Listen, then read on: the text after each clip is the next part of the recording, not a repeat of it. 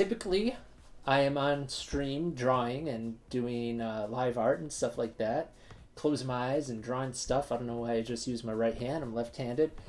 Um, and then sometimes opening my eyes and drawing stuff too. But today we're not going to be doing that. Today we're going to be talking about the business side of things. With COVID coming in and wreaking havoc on an already um, taxed economy and global economy, it's tough to be an artist out there. Artists got to eat too. Artists got to pay bills. A lot of people forget that. So let me know in the chat if you're an artist or what your background is or what you hope to learn today. We're going to cover a lot of things. We're going to cover things like choosing an e-commerce platform. Why are you in the game? What are you hoping to get out of this? Are there things that you can bring over from your Artist Alley booth into your digital platform? Which one is the right one for you? We're going to talk about shipping, setting prices on shipping, setting prices on your items. Do you do discounts? How much is a giveaway? How much do you want to give away on a discount? We're going to talk about shipping hardware and supplies and all this kind of stuff. So I'm here in my home studio. It's a small room. Like, I don't know. It's like 10 feet by 10 feet. It's not big, but it gets the job done. We have all of our supplies over here. We got my printer right down there. We got my guitars right there. I don't play them that often. I really should. So yeah, we have a lot to talk about today. It's my hope that at the end of this, you guys are feeling really good about your choices and you've got some resources to get started. Yeah, like I said, with all of the conventions being canceled, there's a lot of artists right now who are maybe for the first time putting some serious thought and serious energy into building their online presence and building their online shop. And we're looking into where to start. So without further ado, we're going to get into it. I'm going to check over here to see if my stream is looking good. My stream is looking good. Okay, let's go ahead and share a screen. I'm going to go to my live art. We don't worry about that. We just go to the Windows capture.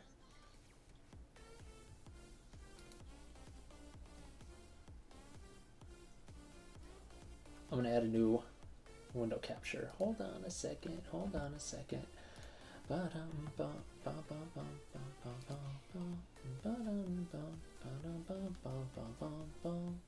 a new source. Window capture 2. Bear with me. I've never really done one of these on Twitch before, so it's a little bit of a learning process, but we're gonna get there. Check this out.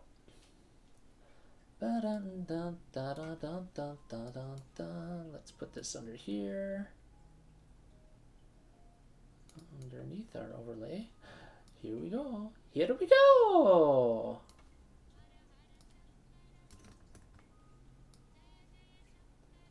I'm gonna pop it like that.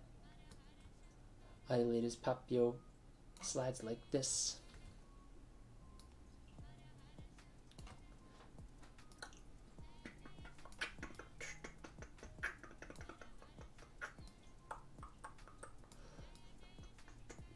Okay. I hope Twitch is working out for everybody. It is my preferred. Hey, what's up, Runax? Thank you so much. Let me know in the chat your background. Are you an Artist Alley person? Are you somebody who likes to draw but maybe are only now thinking about like starting a business? Are you somebody who has been displaced by all the conventions being canceled? I know I was. It was my first in March. I was set to have my biggest convention of the year, 100,000 people at Emerald City Comic Con, and it was the first major show to get canceled. And after that, it seems like they all fell like dominoes. So what was I to do? Well, let me back it up. I'm going to talk a little bit about who am I? Who am I?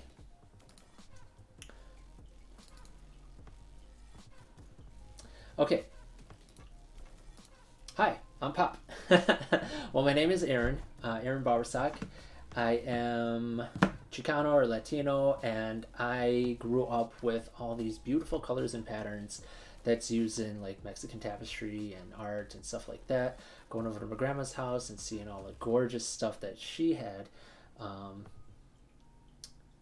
and of course stuff throughout my family celebrations and stuff like that. So one day I decided to mash up the art from our culture with Pokemon.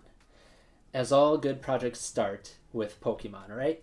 Mashing up with Pokemon. So as you see here, there is, or you should be seeing, there is a small close-up of all 150 Gen 1 Pokemon drawn in a Sugar Skull style. And Pop Muertos, of course, that's pop like culture, and then Dia de los Muertos, or Day of the Dead, it's a pop culture and Sugar Skull mashup project. And it's I've been doing this for a long time. It started with drawing all these Pokemon just in black and white like this, and I would upload it to Redbubble. We're going to talk about Redbubble and Society 6. I was actually uploading to Redbubble and Society 6 at the same time. And eventually they would make enough money to like get me a pizza every month or something like that. It wasn't making too much money on Society 6 or Redbubble. But it was enough, and it showed me that there was interest in this kind of stuff. I would have friends saying, "Oh, when there's a Pokemon card event or something, you should set up shop outside and try to sell some of your prints." That's when I didn't have any operation. I didn't have anything like that. All I had was digital drawings, and I would just upload them basically as PNGs. And I would put them on Reddit and stuff like that. And when this one went viral, I was like, okay. And it just went on front page of Reddit, right? I was like, okay, maybe I got something here. And then I moved out to Seattle. Nikki from, oh, hey, what's up? Been wanting to start making stickers and maybe mini prints, but honestly, shipping scares me. Love the cultural crossover you do. I'm Nicaraguan, mixed, so I love Latin culture represented in art. Chef's kiss. Yeah, me too. And I love that you're here. We're definitely going to be talking about shipping because it was scary. And I was doing a completely roundabout way, convoluted way of doing it. But now it's literally one button and it's ready to go. So I had some friends out here who went to and helped organize different comic conventions and geek conventions like Geek Girl Con, Emerald City, Rose City, all those places up here in the Pacific Northwest. I'm in Seattle. And they encouraged me. They're like, oh, you would make a killing. You would do so well. I said, well, I never did this before. So that's when I jumped into groups like, I'm going to type it in chat, Artist Alley International, and the League of Extraordinary Vendors on Facebook, Pacific Northwest. So that's one for out here. And I just jumped in there. I said, okay, well, I just signed up for this show. I have no idea what I'm doing. And I learned so much from these groups. And my first show, it was, I would call it a success. I made a little bit of profit, but I spent most of it on supplies because I'm printing at home. I tried the print services, but they weren't as vibrant as I needed. So I printed at home, and I blew through tons of money and tons of supplies and printing supplies and ink and paper and all this stuff, buying it ad hoc at the art store at Blick. But ever since then, I decided to ramp up both on shows and on digital commerce as well. So that brings me here.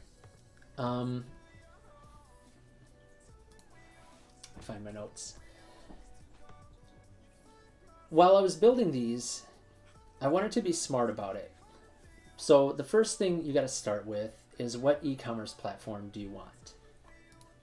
So we can go over a few of them. So print on demand.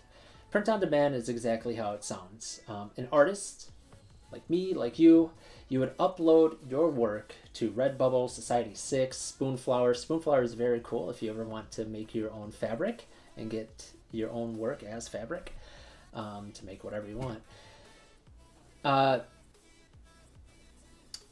These are very cool because it's very much like set it and forget it. You can upload something and customers can go to their website, purchase your work as stickers or mugs or clothing or umbrellas or prints and all this kind of stuff, laptop covers. But the margins for the artists are fairly low. You are able to drive your own work there, your own traffic, but it's tough. It's tough. It's a huge marketplace, and they're very searchable, and they have tons of traffic, so that's nice too. If you get your foot in the door in one of those sites and upload a ton of stuff, you can get some good traction. So that's kind of how my process started. I was like, okay, well, I've already got a bunch of stuff being sold on Redbubble. I might as well just continue uploading there. So let's get into kind of the differences between some of these sites. So Redbubble, the upload system has been excellent for years. It's super user friendly to the artists uploading. The navigation, as far as customers go, I think it could use work. Oh, I'm a UX designer as well. So when I'm reviewing things, this is the lens that I'm viewing it through. So they do highlight plenty of artists throughout the day, throughout the week. They send out email blasts with different work. I'm not sure if it's a matter of luck or maybe it's a matter of traction or traffic that can get your work to the front page of Redbubble. Not sure. What's cool about Redbubble, different than Society6, is you're able to set your own pricing. So if I have a shirt, which I did get this shirt on Redbubble of my own work with an artist discount, I can set the price. I can make this shirt $100 if I want to. And then they take the margin of what it costs to produce and then profit themselves. And then I would get the rest. I don't know if anybody would buy a Fortnite Loot Llama Sugar Skull shirt for $100, but you could. Compare that to Society6. Both of these are very similar. They're both print on demand. They have awesome uploading. They have an awesome product selection. As I mentioned, water bottles, mugs, prints, metallic prints, canvas prints, totes. But their pricing is a little bit more rigid. Like they have more control over how items are priced. They're great for set it and forget it income. So if I have plenty of work on there and Google spiders or Bing spiders or all this stuff that's crawling these websites, picking it up, the more you have on there, the better it is. So if you have a ton of work like I did, I started off with 150 illustrations, uploaded them all within a month. It got me a good foothold in there. Also, it tells you which of your illustrations or styles are popular. And that kind of gives you a good direction on what to focus on more. So if you see, oh, Pokemon is really popular, I might as well just keep doing that until you get sick of it, which is what I did. Not exactly sick of it. Yo, thanks for the follow. So Rune graduated last year. Been working in the game industry. Got lucky to get in SakuraCon a couple years ago while in college and been trying to make it more than a hobby. Oh, SakuraCon, very lucky. That one is lottery. Yeah, so you're very lucky. I've tried to get in SakuraCon twice now. Haven't got it. I mean, nobody got in this year. Thanks for the follow, Raven's Ornaments. Oh, and Nikki, thanks for the follow too. SakuraCon was my first con ever. Man, that was intimidating. Yes, SakuraCon is huge. It's huge. But it sounds like you survived. Oh yeah, and then I'll mention Spoonflower a little bit. So Spoonflower is a little bit different. It's one where you can upload your patterns and they become fabric patterns, and it is so cool. I haven't gotten much traction there. I just want to throw out some of these options for you. At the end of this, we're going to come to a slide with just some really helpful links. When I was putting together this presentation, I referred to a few different websites, but mainly just to kind of reinforce my own experiences, but just so I'd have some stats for you guys. So those are the print-on-demand services. and they're all very useful. I highly encourage them to work as a supplement to whatever main solution you find. Maybe that is a main solution. Some people have done very well with these. So if you want to focus all of your energy into sending traffic to Redbubble and Society6 or Spoonflower or whatever, by all means. But let's go over some other options. So if Redbubble, Society6, those are all print on demand, I want to talk a little bit about the shops and the marketplaces.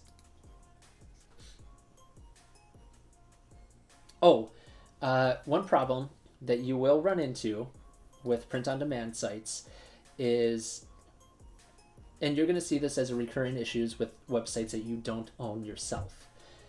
You're subject to their terms of services and of large companies doing mass takedowns, whether they're right or not. Because if you're somebody who does fan art, like I do fan art mixed with originals, a lot of Artist Alley people are,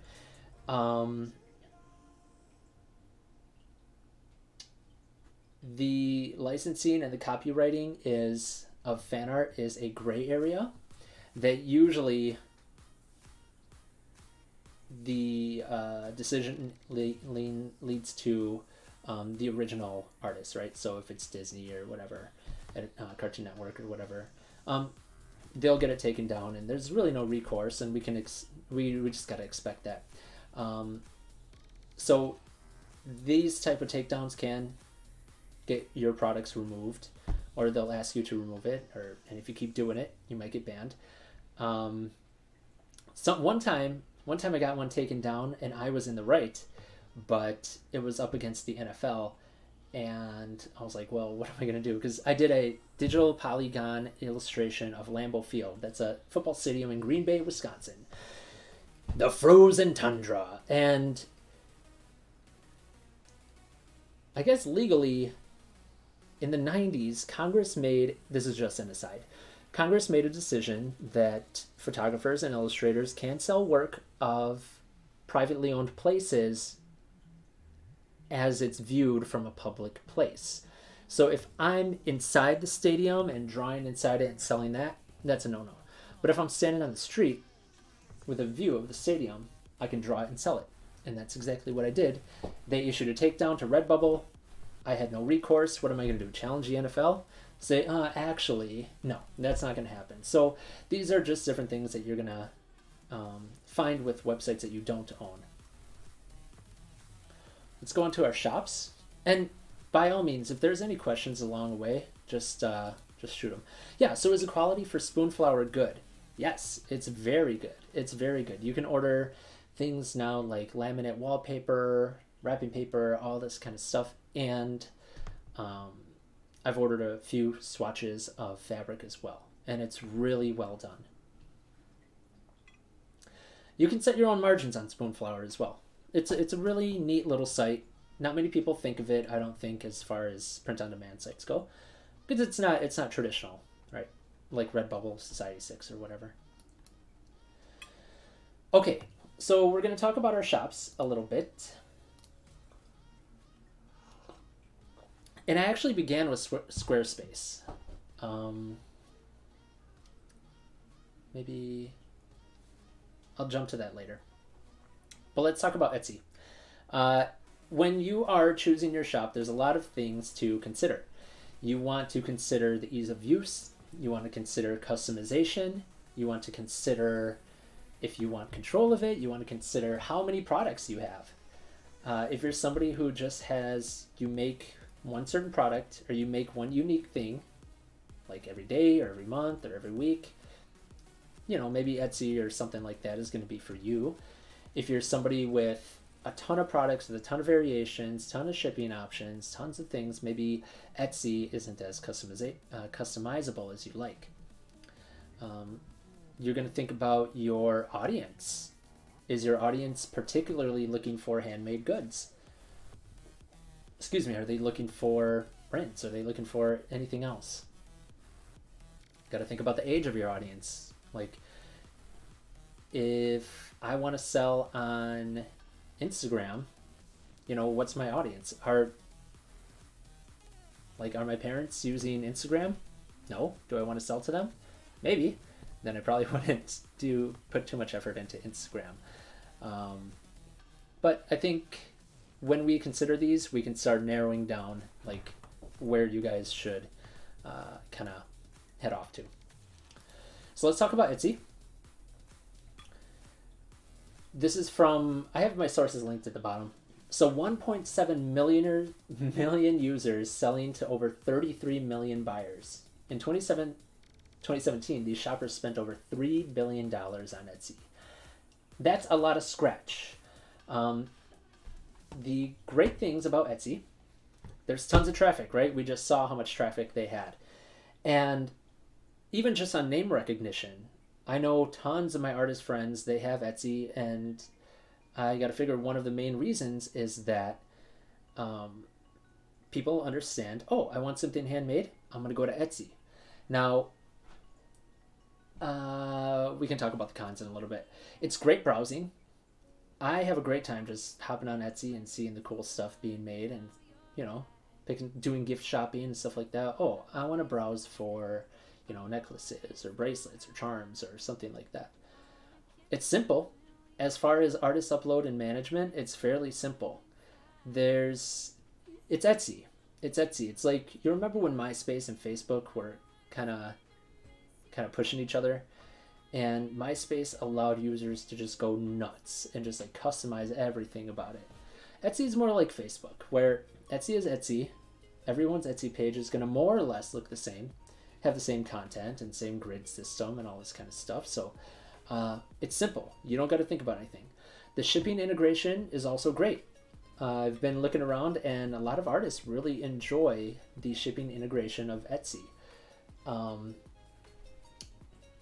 You can set up different services. It's got the one button printing for labels as well. It has a label printer integration that we're going to be talking about later.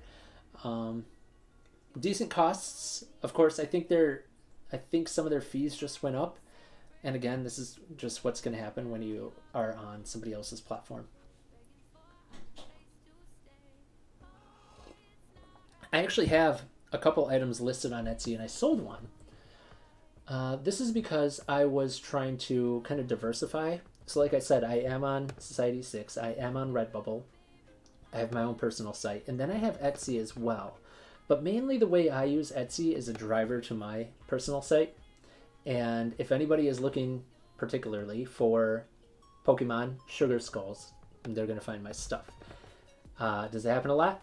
Not really for me, but I don't focus on it.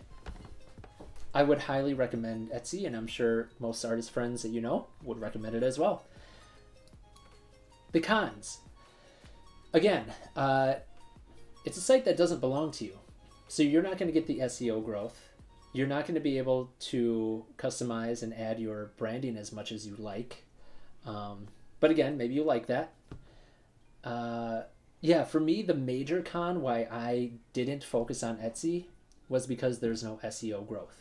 Everything that I upload to Etsy, sure, it's going to be searchable and browsable by the tons and tons and tons of users. But that's the Etsy website getting all the traffic. That's not Aaron. That's not Pop Muertos getting the traffic, right?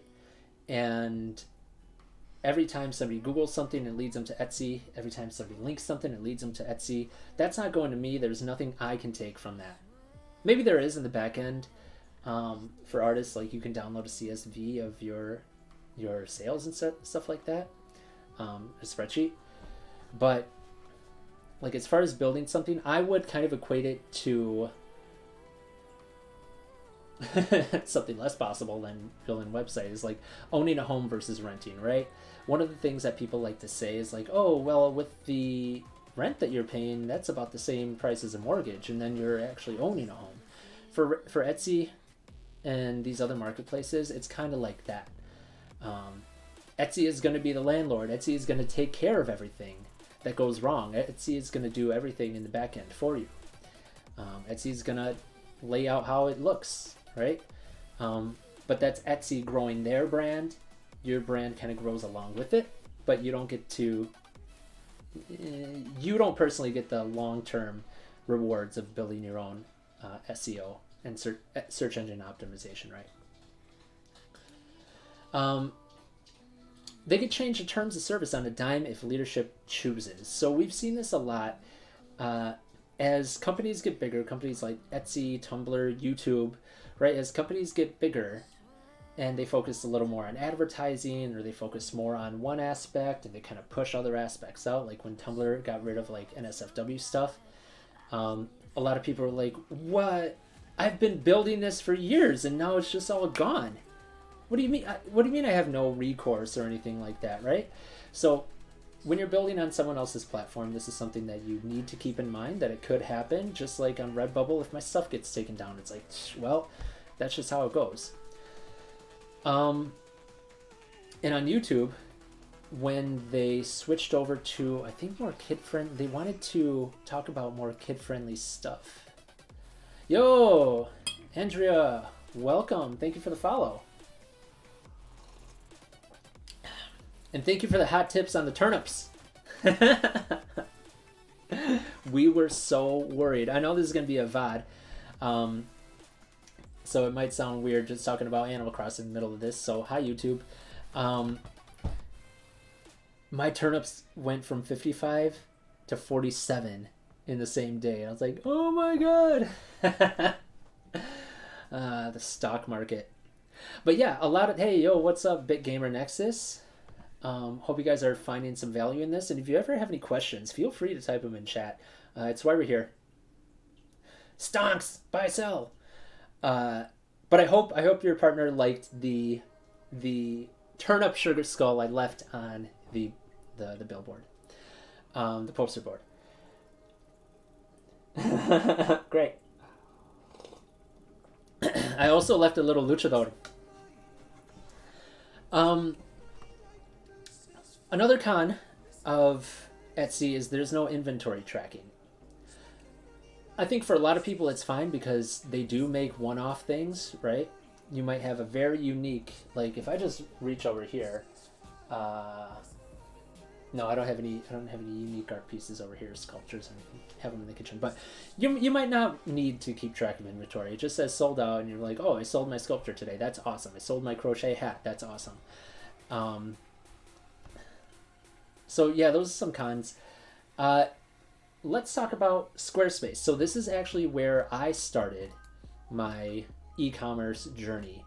I mentioned I'm a UX designer and a graphic designer, and I had always used Squarespace just as my own personal portfolio. Not always. I used Carbon Made for a little while, but it got too kind of cartoonish. I moved to Squarespace because Squarespace is beautiful. The user interface, as far as the person running the back end, building the website, it's so simple, it's elegant, it's professional, it's real clean. If you have a nice clean brand and all you want to show off is beautiful images of your work, and have those be the sales pieces and the hero images, Squarespace is a great place to start. That's where I started. I went from I basically just duplicated my portfolio to Squarespace, and it just so happened that a lot of my portfolio pieces were for sale. It's great if you have a few products and you have a few variations of like discount and shipping. And the reason why is it was first created as a website builder, so strictly building website, and then later when places like Shopify and all these other e-commerce places for artists were getting big, they kind of built a e-commerce platform on top of their platform. And as you would build out an inventory and stuff like that, well, we're going to talk about the cons. Oh, and I talk about the pros? We'll talk about the cons later. So the pros, it's really affordable. It's $12 a month. It's simple to use for artists, and it's gorgeous, and it does the trick. It does the trick. I'll just say it like that. I was thinking about Squarespace, but it seems like it's more ideal for portfolios as opposed to shopping platform. Like the e-commerce part is kind of tacked on. Yes, it's tacked on. We're going to talk about the cons, so this might actually help. I like Squarespace. I like Squarespace. If I had a simpler shop with fewer items, maybe I would do it. Maybe I would still be in it. So yeah, it was built to make websites. It wasn't built to sell. They tacked that on later, and it's functional. To add the storefront, it's more than 12. Oh, it might be. It might be. I'm gonna have links at the bottom, at the end of the presentation, so you can go check those out. I just know to host. I thought to host the simple shop, it was only $12, but yeah. So Squarespace becomes difficult as you ramp up. When I was only selling, let's say I have my stickers, right? If I was only selling about 12 items and they're all stickers, they all weigh the same basically, they're all the same size. Oh, there you go. $18. Which is still reasonable. All these stickers, there's not really any variation to them. There's no size variation. They're just different names as far as the website is concerned. So you just duplicate. They're all going to be shipped the same. They're all going to be shipped in the same containers. Packaging. And that's simple. But, oh, and then I had a poster, right? So it's very simple. I had basically two products, sticker and poster. But as I started ramping up, and as I started printing more at home, because I was doing it for conventions anyways, as I started printing more at home, I started printing in 3 different sizes. The 5x7, the 8x10, and a 13x19. Well now, each one of those has their own packaging, right? You got the, we'll get into it later. But yeah, you got the small envelope, the larger envelope, and then the poster tube. Now all these packaging had different weights and different price points for shipping. How was I going to handle somebody ordering 3 5x7s and 3 8x10s? Well, Squarespace didn't really make that easy. It's possible, but you got to work with their customer support to kind of force it to work. Engineers would probably love working in Squarespace. I don't think UX designers at that point in your inventory would enjoy working in Squarespace. So, Andrew, I wonder, like where you fall, where your inventory is, and also you can't do very technical discount options, because one thing that I learned from one of my friends out here at a Comic-Con was when you offer bundle discounts. So I do 5x7 discounts. When you buy 3, you get the third one 50% off. I do this in person at conventions. I wanted to bring it over to my website, right?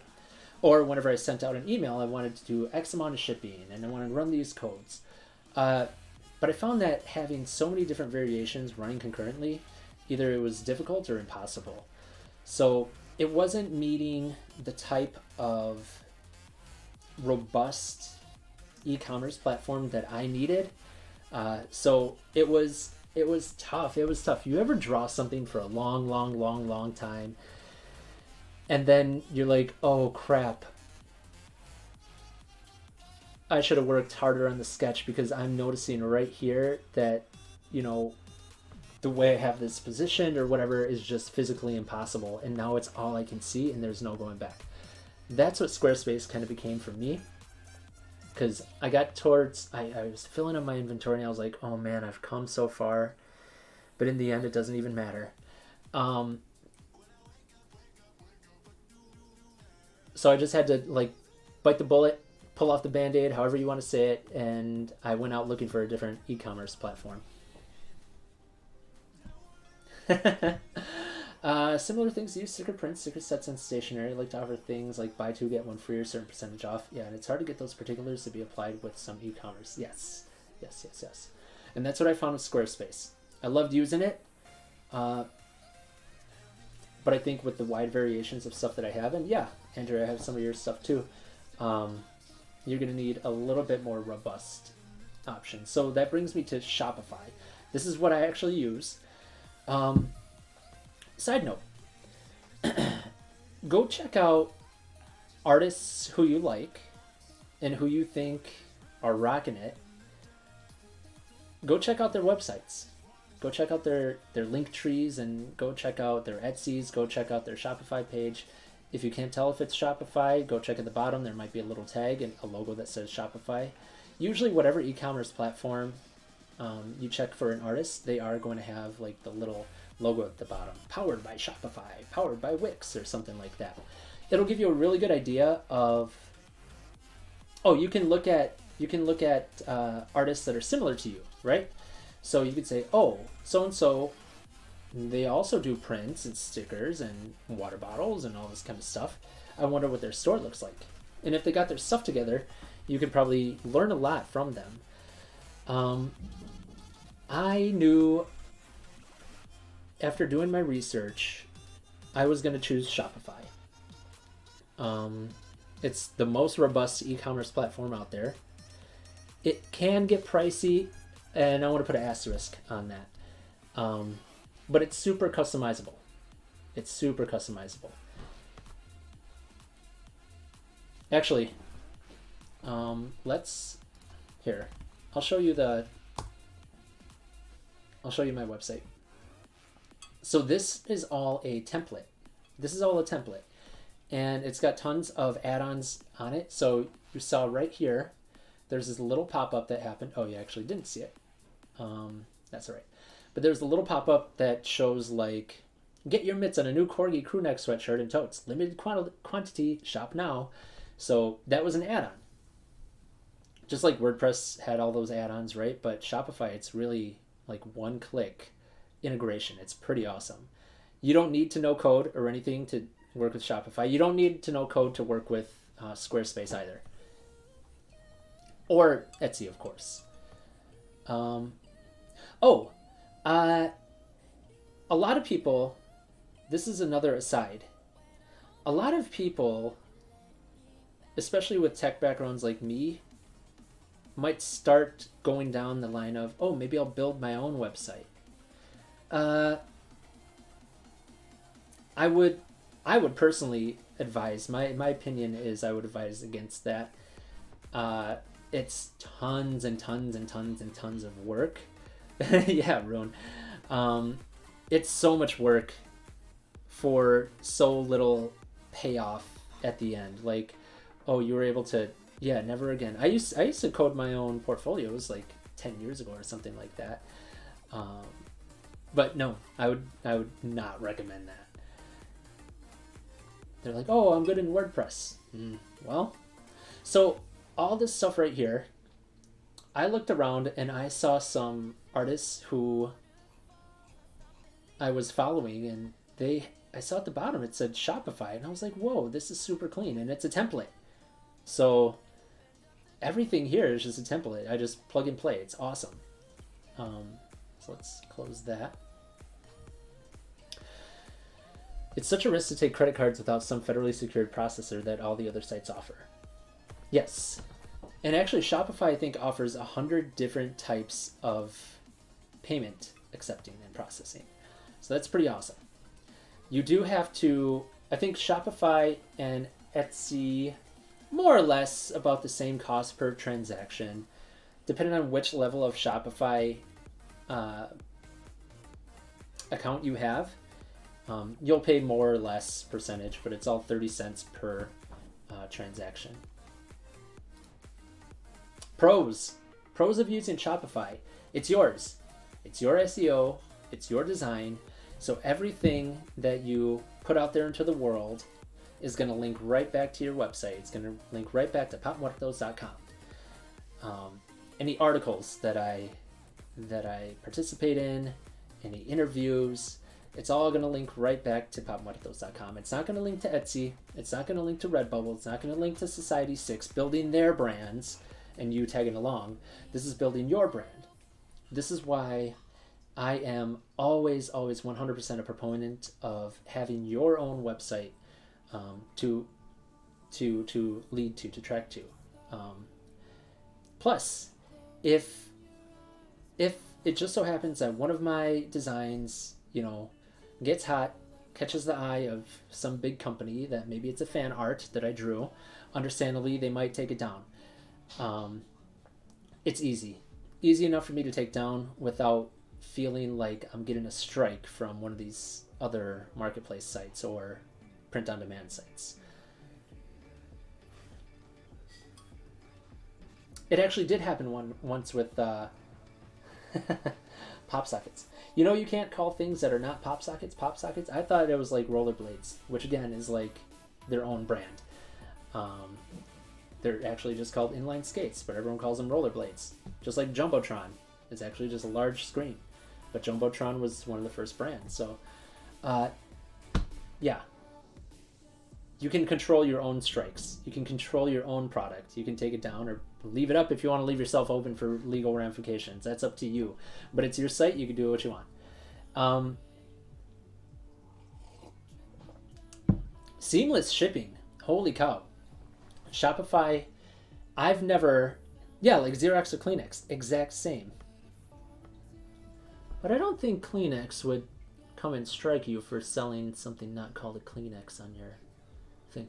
PopSocket is notoriously in Artist Alley groups aggressive about their branding.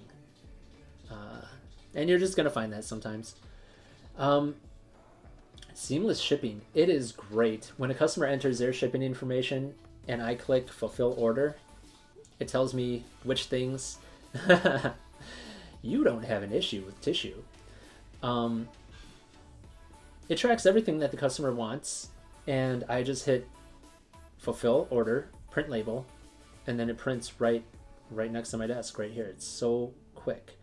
And I just slap it on my little packaging and we're good to go. It's because pop sockets have a patent plus trademark. They have to defend it to the death. Oh yeah, understandable. And that's interesting. Patent plus trademark. Shopify offers inventory tracking. So recently, as I just showed, the corgi sweatshirts, those are pretty much the one thing that I don't produce in-house. So I don't produce the stickers either, but I do all the prints and posters in-house. I have a limited quantity of the crew necks and sweaters, and when I upload them into Shopify, I'm able to just have two products. I have the yellow one and I have the gray one. Within there, it's so easy to say, okay, and then I need 3 variations. I need medium, large, XL, 4, double XL. And then I can just track however much inventory, set the inventory right away. As people buy them up, knock on wood that they do, it'll automatically track. And then if it's sold out, it'll say sold out, and then, it's not an issue anymore. Something that doesn't happen on Etsy. They have crazy customization on discounts. Like right now, I think I have 20 different discount codes running. We can talk about marketing. We're going to talk about marketing in a little bit. But I have discount codes for return customers. I have discount codes. Oh my God, I was talking to my Wisconsin family last night. I have discount codes. For people who enter there from Twitch. And what's really cool about that is when you see people using the discount codes, you know exactly where they came from. If they use the discount code, whatever, Twitch, right? Then you can directly correlate the sales from where you put in your time. So that's very interesting. In addition to discount codes, they have automatic discounts. So you can set rules like if a package weighs X amount. So if a customer fills up their digital shopping cart with, let's say, 10 prints, and you've already listed each print at 10 grams or whatever they are, you can say at 100 grams, discount the shipping. So it's a cool way of doing it. The way I have it set up on my website is every bundle of 3 for 5x7, 8x10, and 13x19. The third one in multiples of 3 is always 50% off. So you could buy 3, the third one is 50% off. You could buy 6, the third and 6 are both 50% off. And this is something that is impossible in Squarespace. But I knew it was something that I wanted to do to kind of recreate what I was doing in Artist Alley anyways. And that's kind of the point of this, right? With the Artist Alley going away, a lot of people are now focusing on e-commerce, and that's what I'm hoping that some of this can be helpful today. They also have top-notch customer service. So when I started getting really serious about my digital marketing, I hooked up Shopify to Facebook. But there was a weird bug where if I initiated the connection, the bridge from the Shopify side, it would not work. And then it seemed like it was just it should have been so easy to do. Like a one button click. I had the passkey for this side, I had the passkey for this side. Didn't work. So I canceled that, cleared out my cache, did all this kind of stuff, worked with both the Shopify team and the Facebook team. Both were very helpful. And I learned that if I initiated the connection from the Facebook side to the Shopify side, it would work. Shopify kind of told me that, like, the back end of Shopify showed that it wasn't quite connected, but the fact that all of my hundreds and hundreds of inventory products showed up on Facebook proved that it was. But they helped me through it. Shopify cons. Somewhat steeper entry fees. So in the links below, there's going to be a lot of details on the pricing of all these options. I pay the $29 a month, which might seem a little weird, but when you're making, if you put in the time and effort, you can easily clear like $29 in a single order, right? So that kind of makes up for its price. Plus I get unlimited inventory, unlimited products, tons of variations. I get all this kind of stuff. So $29. There's also an $8 feature. You get the basic bones of Shopify, but you're going to have to host it on your own site.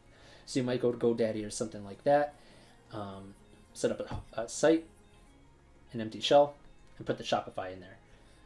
It'll work. I don't know if I would recommend that. And there's larger ones.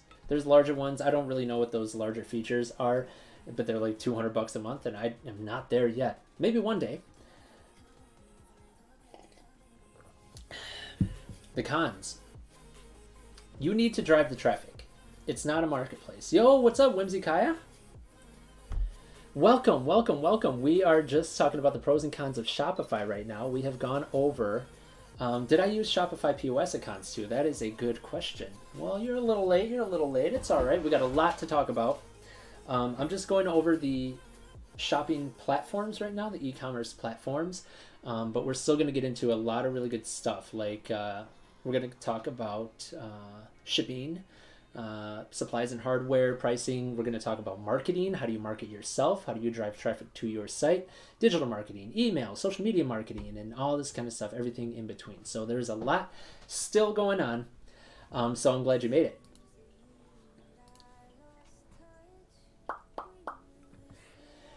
This is good tea. It's oolong. Do I use the Shopify POS at cons too? Nope. I use, this is a really good point, you guys. Of course, it's a little less useful. Ooh, oolong. This is gonna be like on a professional VOD on YouTube, and here I am doing ooh. Yeah. Hey, what's up, Lelia? Good to see you. So I use just a square reader. I use the wireless chip reader. And when we do get back to conventions, I urge everybody to use the chip reader. Do not use a swipey. And here's a cautionary tale. I heard this, I think it was in one of the Artist Alley Network. I'm gonna pop up on my boogie board. Check this out. Ooh, it's dirty. A little boogie board. I like to stand down here. Keeps me moving. I'm at a standing desk, you guys.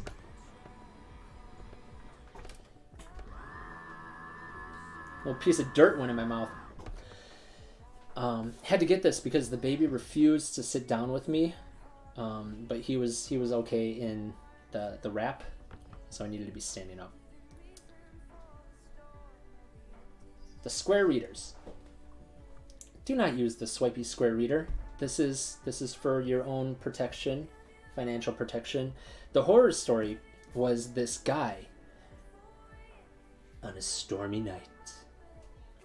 This guy sold a super rare collectible video game, and well, he was at a convention.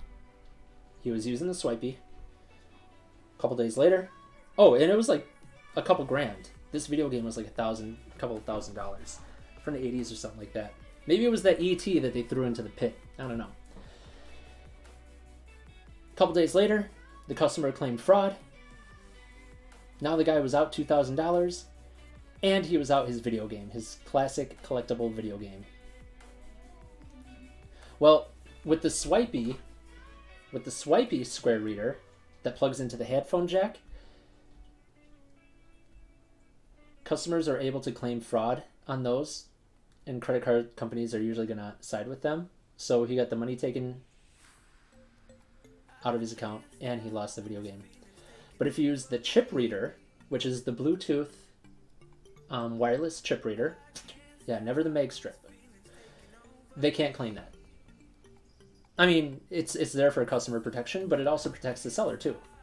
So when you do get back into conventions, seriously invest in one of those. Plus, people don't need to hand you their phone. You don't need to hand people their phones anymore, especially in post-COVID days.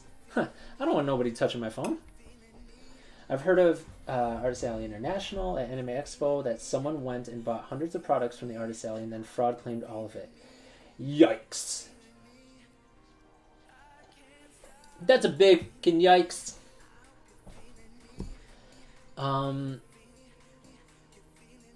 Where were we? Okay, yeah. So Shopify. Yeah. I use it as a backup. But very rarely. And hopefully one day we'll have conventions again to try it out. So with Shopify and basically any website that you own, you are going to be responsible for driving traffic to it, right? A marketplace like Amazon Marketplace, Etsy, Redbubble, Society6, those already have natural traffic going to it because people know that they can go there to get cool stuff. They don't know that they can get cool stuff on your website yet, and that's your job. So that's what we're going to be talking about later, about marketing and how to drive traffic and all this kind of stuff. I'm old. I just bring cash. Cash is king. Cash is king. Keep the swipe just in case things go down, and they give it to you for free whenever you order a reader from Square. That's true. Although, my phone, it doesn't have the headphone jack, So I need to use a stupid adapter, so then I get this thing dangling down.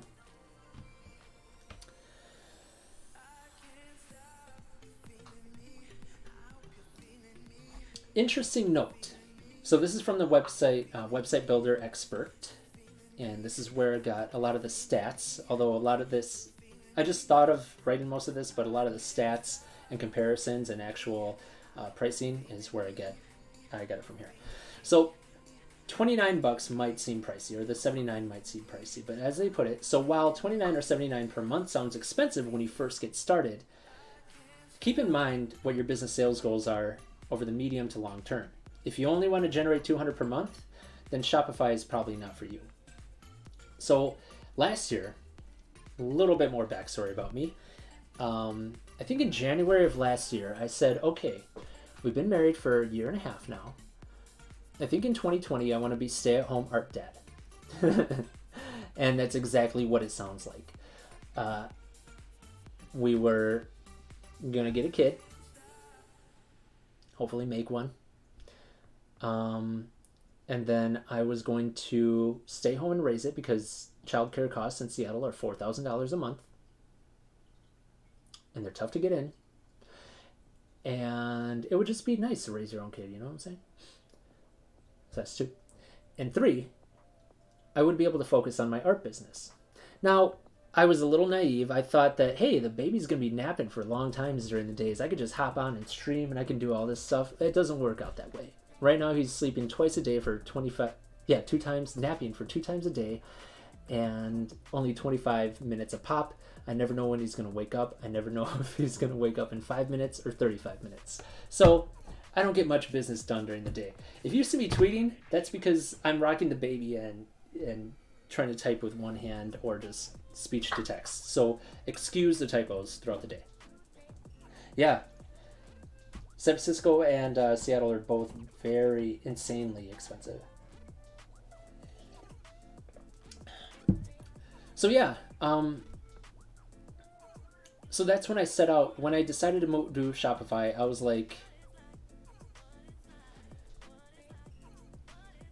where I envision my business going, $29 is going to be fine. It might be a rough start initially, but what is $29? You know, that's a few good beers at a good bar, which don't exist anymore. Unless you're in Wisconsin. Etc. Store Envy and Amazon Handmade. Store Envy is another marketplace. I have looked at it. I know there are a lot of artists who successfully use it. I think the question of all of these, and Amazon Handmade is, it's got nothing to do with Handmaid's Tale. It's kind of like an Etsy, but on Amazon Marketplace. The thing about this one, though, is since it is Amazon and it's kind of like the Wild West, any artist that puts their stuff there will be competing with cheaper, maybe not handmade stuff that just kind of gets thrown on the marketplace. And it could get lost in a sea of all sorts of stuff. So who knows? It's worth a shot. It's worth a shot. There's also if you're into making t-shirts, I don't know if you're into making t-shirts, but some people just love making t-shirts designs and putting them up digitally and having them drop shipped from wherever, from Amazon or whatever. Look up Michael Essick Facebook group. Myself, I'm no guru at sales or anything like that, but this guy right here, I learned a lot about t-shirt sales, unfortunately, because I do fan art. It's a little tougher to do t-shirt sales, but if you're drawing something like you would see on Threadless or something, it's like, oh, Nacho Mama, right? And it's a mom, but she's like made of nacho cheese. That's a free idea for you. Anybody in chat who wants it, you can have it. Just draw a mom made out of nacho cheese and it says Nacho Mama. That stuff can go on the Amazon Marketplace for t-shirt sales, and I would definitely look up Michael Essick if you want to grow that type of business. But yeah, Store Envy and Handmade, I know there are a lot of artists who are successful on there. I think Store Envy is more like, if you want a little bit of a hands-off approach, kind of like Redbubble and Society 6, it's just a marketplace. And the websites that I used to research today's presentation, they said that the audience kind of trends more like hipster and younger. So maybe if you're like me and 35 and I'm drawing David Bowie and I'm drawing, I don't know, Fraggle Rock or something like that, maybe it's not for them. I don't use Store Envy, but these are just other things that you can check out. Okay, now we're going to switch to our shipping show and tell. Let me see if I miss anything in my notes.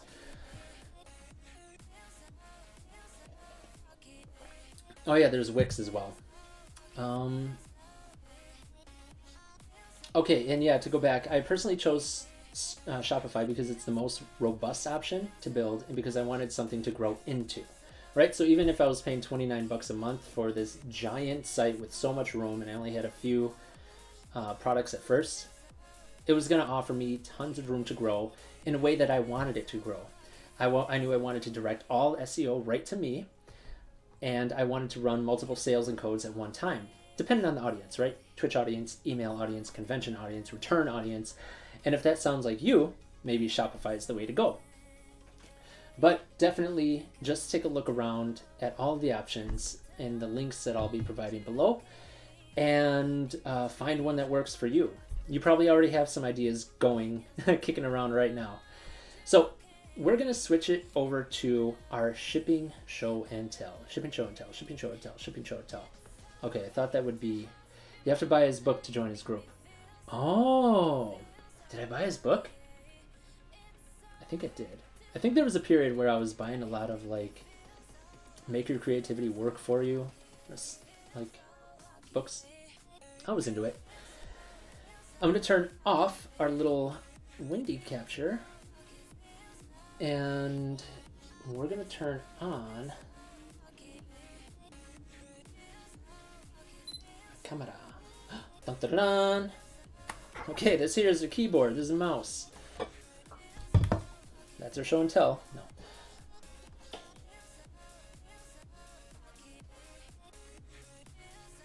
All right. Do you need a kitchen scale for shipping? Good question. Good question. I do not use a kitchen scale. I think you can use a kitchen scale for weighing a baby though, right? We thought about that. So let me get into my notey notes.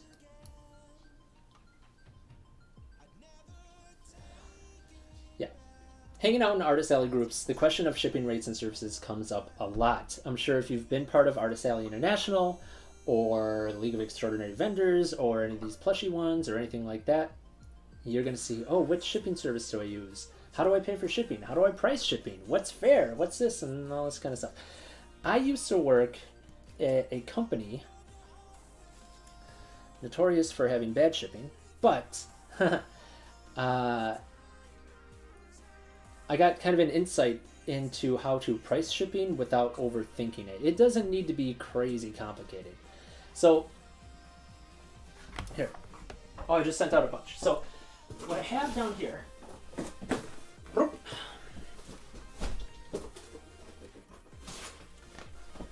you go away, you go here, you go here. Okay, these are my bread and butters.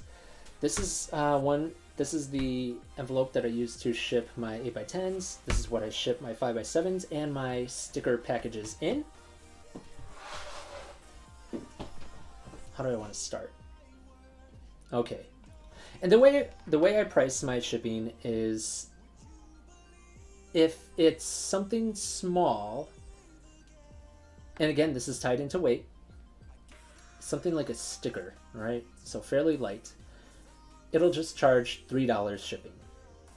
I think that's pretty fair. I sell stickers on my site for $3, and they're paying the entire price for the product and shipping.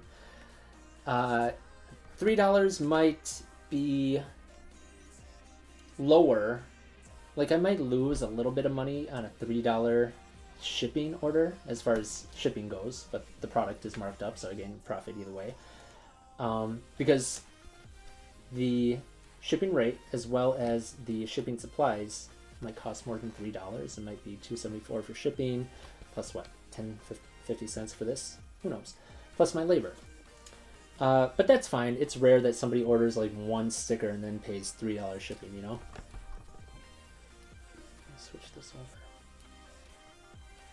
I got these. These ones, the big one, came from Uline. You can probably get these at Uline too. Recently, they have had some mistreatment of their workers, I think. So maybe find like a more socially conscious place to find them, but I don't know yet. I'm not through this batch yet. But yeah, these are super useful. And let me show you what goes into them. So,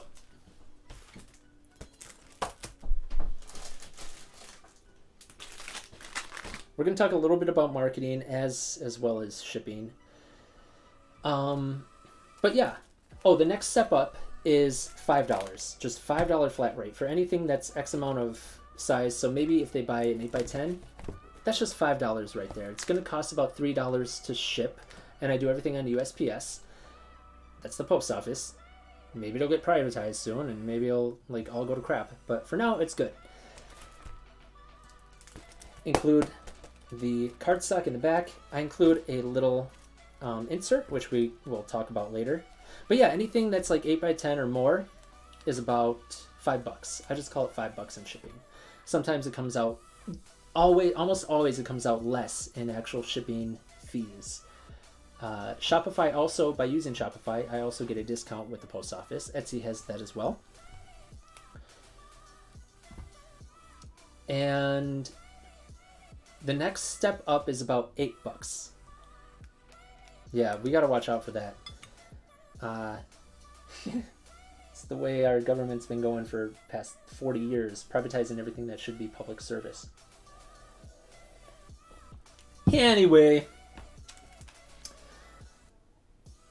the next step up is $8, and that's just based on weight. Again, if things get really heavy, I can't imagine something being $8, but we're talking about your labor as well. And if something gets really heavy,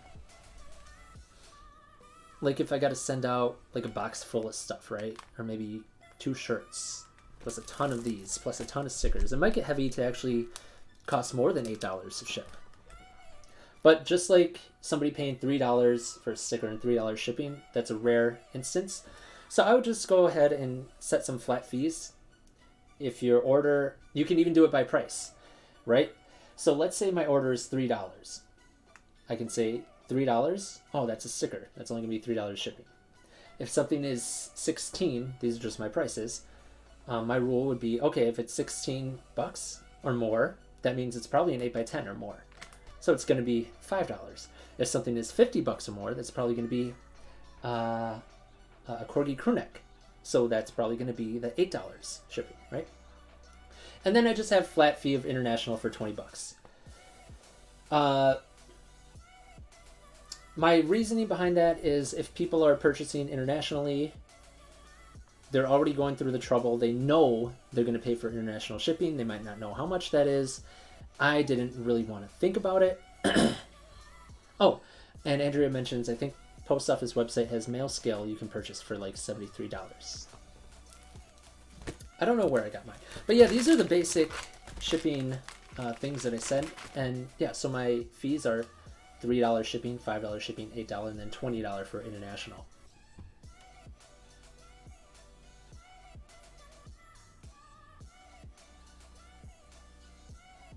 And in Shopify, it lets you choose whatever service you want. And it's just a single button click for printing.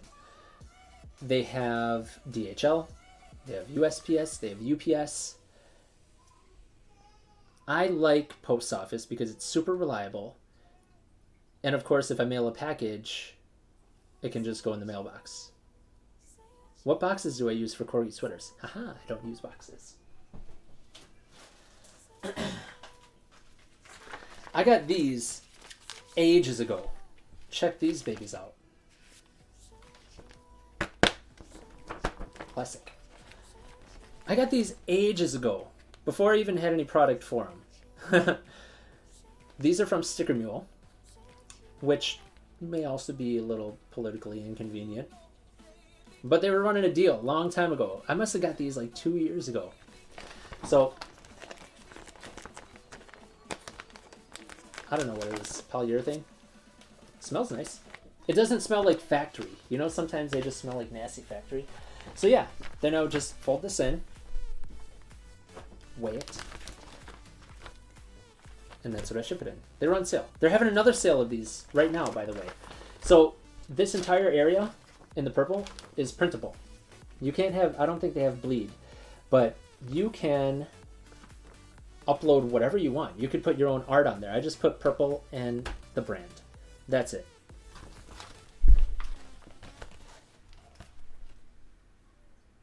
Hardware. Okay, let's talk about hardware. And supplies. Yeah. Okay. For posters, I also got these on Uline. Poster tubes, just 2-inch diameter. I think it's like 14-inch, maybe 15-inch length. And then I was a noob. So I would pop these on, all right? I would have it in there. Oh, the cat's outside. When you are shipping the poster, put it? Here. When you're shipping the poster, if you want a socially, environmentally conscious place to get packing material, check out ecommerce. Some variants are cheaper than ordering from Viewing. That is a very good tip. Alright, so if I have a poster, I use my clear bag,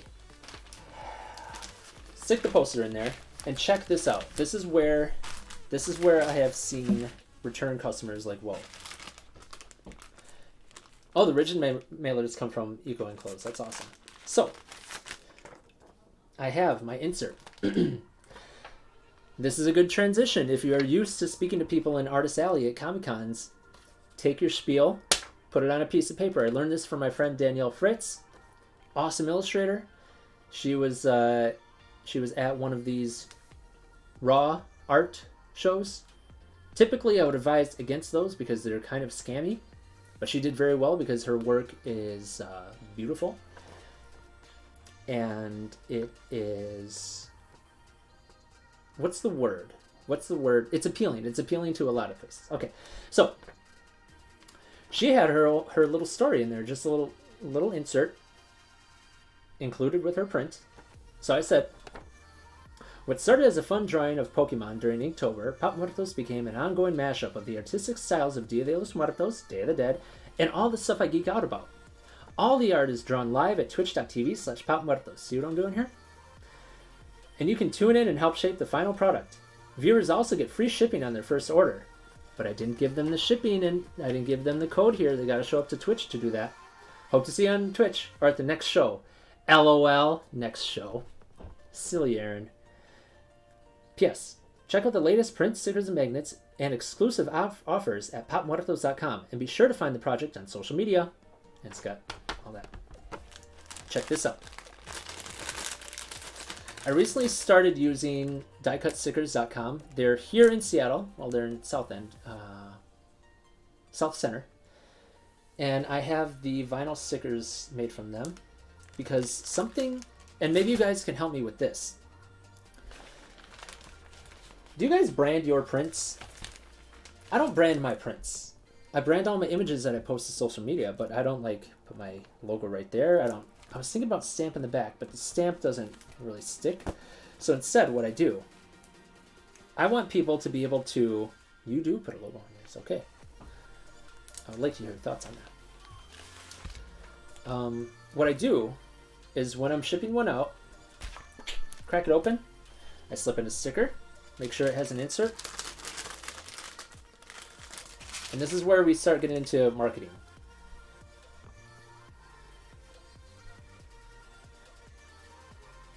Thanks so much for your order. There's new art all the time, so come on back and get 10% off with code I'mBack. And I see this code pop up a lot in my orders, so I know that it's working. So I just have a little bag here that when I'm shipping orders, I make sure that one of my prints has this little package in it. And then that gets people coming back.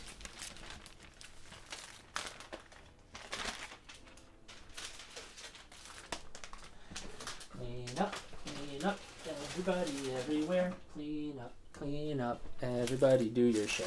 When you're packing posters, so yeah, I would slip the poster in there, I would slip my inserts in there, slip my little thing. Make sure you get a little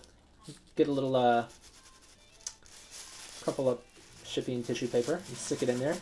So that way when the poster's in there, it's not rattling all around and damaging its edges. That's good. It's for your health.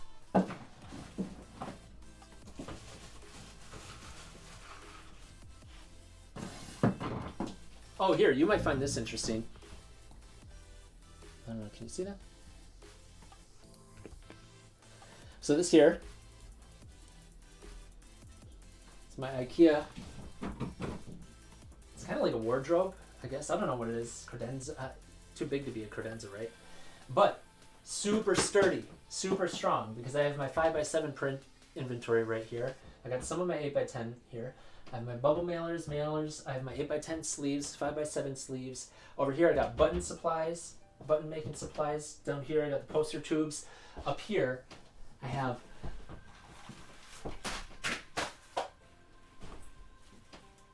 check this out.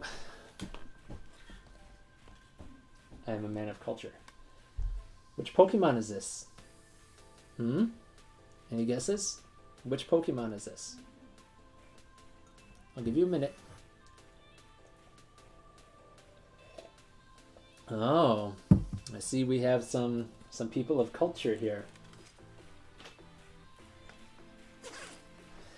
Is it Snorlax? No. That's Ditto.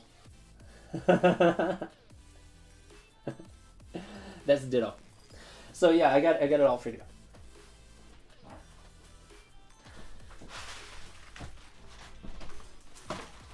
Don't fall. Snorly. Alright. So, keep it all there. And over here is where I have my printer, you see. So I have my printer. It's all tricked out. I like to think about it as and then I have my printer paper underneath there. I got all my ink. Where are you? Got all my ink down there. Maybe we can talk about the printer after shipping. Talk about the hardware. This is, speaking of printers, let me unplug it here. I got this one. I got the Dymo Max Label Writer 4XL because I do. Yeah, this is label printer. I got this because it was recommended by Shopify. It said if you want the one that's the easiest integration into Shopify, get this one. It was pricey. I think, let's see, what was it? Maybe you guys know the price, but I want to say it was like 150 bucks or something like that. You can sometimes find them. Let's see, Dymo 4XL printer. Oof.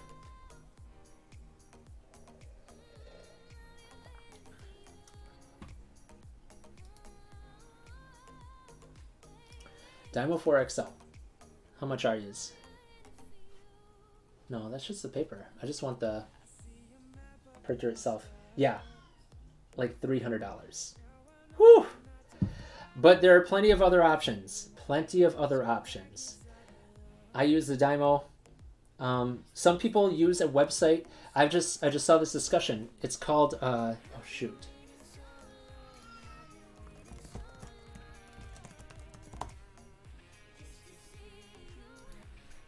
Pirate Ship. So if you go to pirateship.com, which is a really cool name, and you wouldn't expect it to be what it is. Pirateship.com is, they call it the cheapest shipping rates for all USPS services. So you can make your own shipping labels right there and print them off at home. I knew that for where, if I was going to really end up where I wanted to be, I was going to need something super simple. If I got a kid hanging on me, if I got a dog hanging on me, if I got a cat sneezing on me, which I do, I was going to need something super simple. So I just went with whatever Shopify said would work the best with them and just called it. So I got the Dymo 4XL label, but I saved money by getting third-party thermal paper, which you can find. The reviews say that sometimes it might get jammed in there. I've had this now for like a year and a half, and it's never acted up. I've been using the third-party thermal paper forever. So yeah, get yourself a label printer if you want to invest it. I did. I enjoy it. It's a lifesaver. And it's so simple. It makes it so easy to ship. But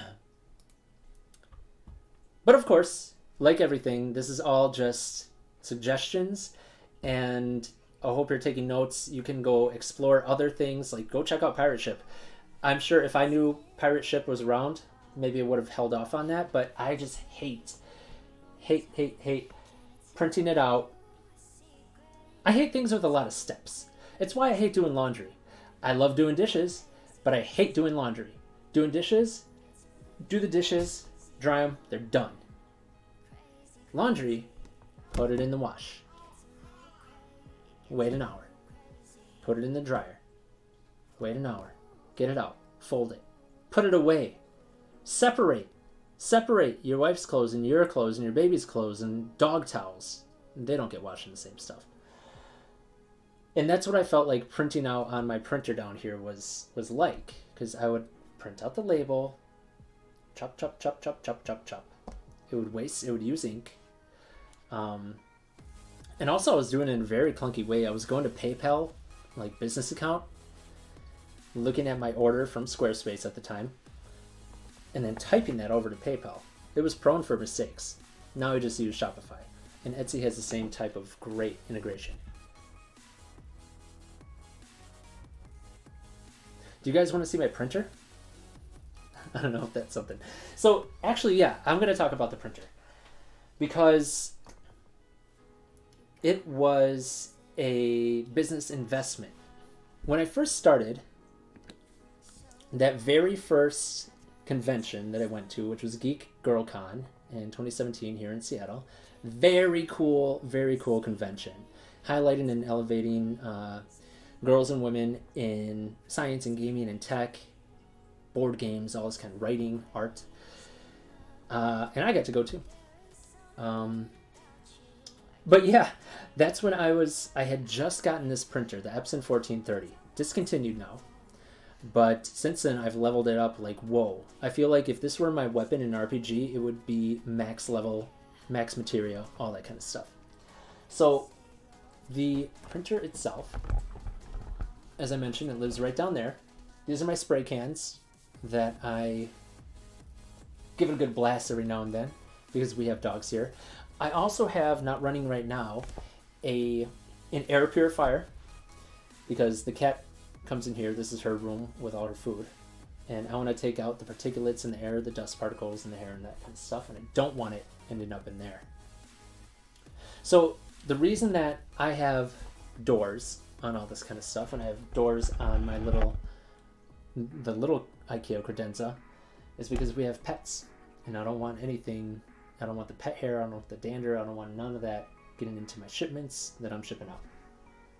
And if I see a tiny little speck on my print that got missed because the ink went over like a piece of dust, then I don't send it out. Cats are fiends.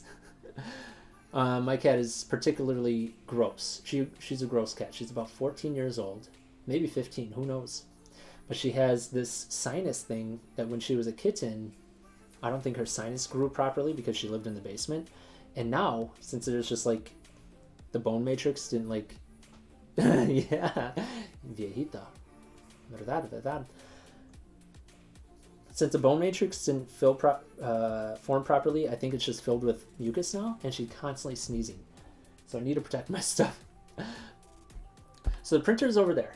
Let me see. Can I do what type? Oh, I know what I can do. Let's swing this baby.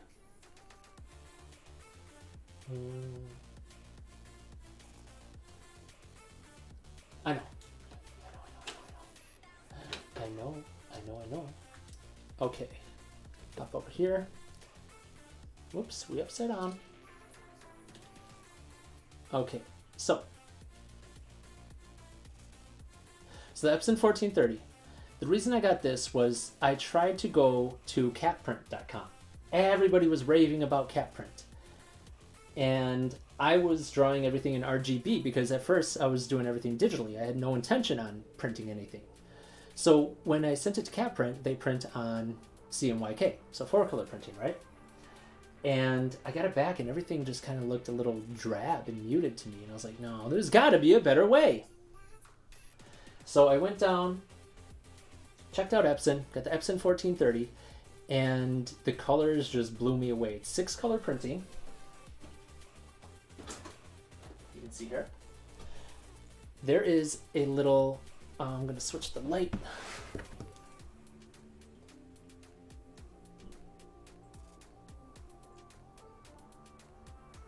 There we go. So this is an Epson 1430 Artisan. So you see right here, there's this thing, because in the back of the printer, there is a continuous ink system. So there is a well. I don't know if we could see it. you can see my mistakes from when I splash my wall with ink. So there's a well back here of my 6 inks. Light cyan, cyan, magenta, light magenta, yellow, black. Yeah. So that was able to give me the crazy vibrant colors that I needed. But it is now out of production. But one of the first lessons I learned there. You back? You back? Yeah. There goes the deposit. One of the first lessons that I learned with this printer is that I needed to modify it. I was using the regular old ink cartridges, and I still have them from when I replaced them, but that's where all of my money that I had earned at Geek Girl Con went. It went into buying prints, paper and ink, because I had sold out of some prints. I didn't know what to make, so I sold out of a few, and then that night I would come back exhausted after 8 hours, 10 hours on the floor or whatever, and go down to the art store, pick up tons of ink, and I was just blowing through my budget. More paper too. So now I order paper in chunks of 500 sheets. I get that at Photo Paper Plus, sometimes Amazon, but we'll see. It depends. Yeah, right? But check this out. That ink well right there that I showed, it'll last me for like a month. It'll last for hundreds of prints. And yeah, I get the third-party ink. So here, let me show you that. Lately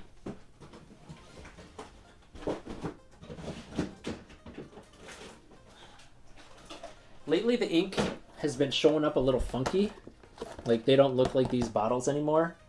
And one time I just got a box with a bunch of loose bottles in them, like the shipping box. No branded box like this. The latest shipment that I got was just like somebody threw a bunch of loose bottles in a box, and they were fine. Also,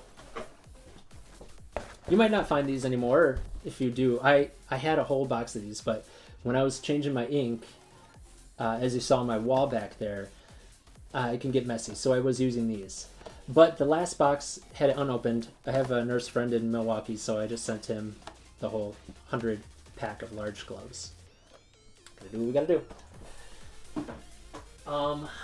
Yeah, so that's the basic printer setup. The printer, I thought it was gonna die, so I ended up buying a new printer because it was on rebate. It's the new, I would say, industry standard, and if you guys are in the Artist Alley groups, you'll probably agree. It's the Canon Pixma Pro 100, and I got it because it was on rebate. It had a $200 rebate, so instead of being $379, now it was like down to $179, and it was awesome. They're always on rebate. You can check it out at B&H. That's where I recommend getting it from. They seem like a good company, and they have reliable rebates and good stuff. They don't do business on Sundays, which is kind of cool. Kind of old school. I think they're out in New York or New Jersey or something like that. So yeah, that's the hardware for the printing, for the shipping. One more piece. I forgot to mention.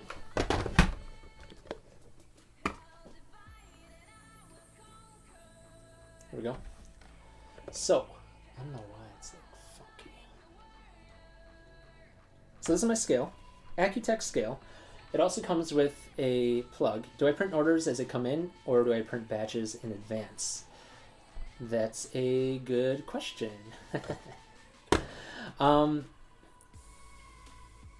If I know that something is super popular, like Pickles, the corgi, I have a lot of inventory. Actually, I have a lot of inventory. So I have those that you saw up here.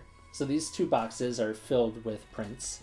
I also have a tote that I got from the Container Store, full of 8x10s. So I have tons of inventory on hand. But that's because I also go to conventions, right? But my newer ones, I don't really print up anything because, you know, I just print on demand now. It takes about 24 hours for the ink to cure. And oh, you're gonna like this. You're gonna like this. I gotta go in my secret trap door.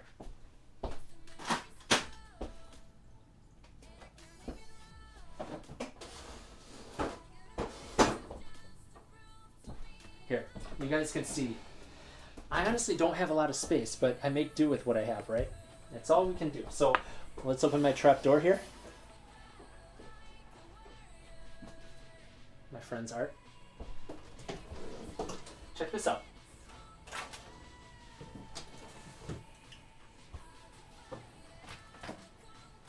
So some time ago,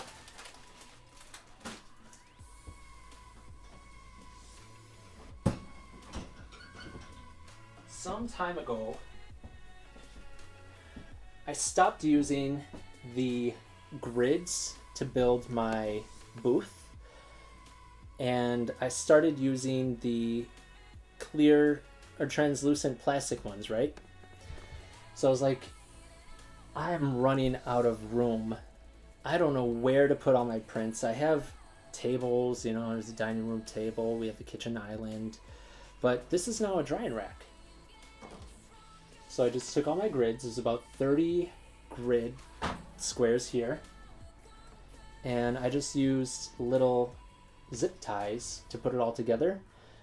And now this can hold like a whole week's worth of prints as they cure. Because I found that if I don't let them get light or air, they will cure unevenly. In the darker ones especially, you'll see like streaks on where the light or air wasn't reaching them. And then I can't send it out, and then I just wasted all that dark ink, you know? Sucks. So yeah, gotta get creative. And it just lives in my closet.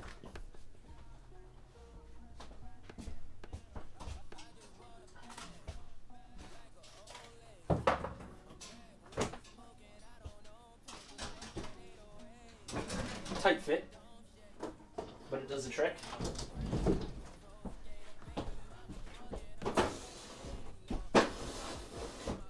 Okay, so that's like the hardware. Oh yeah, let's switch back to this. So this is my scale. This is a scale. You can buy any type of scale. This one I think was pretty reasonable. I can't tell you how much it costs. I can't remember, but I know it was reasonable. My office, when I worked at an office, it also had the same one, so it must be good. And then this, real simple as we get into kind of our marketing stuff. This stamp right here costs like $15. Comes with whatever color ink stamp that you want. You can upload your logo.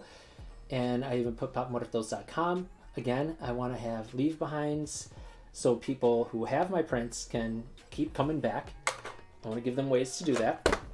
And all I do when I ship something out, I can do it right here for you. Check this out. Put my print in there.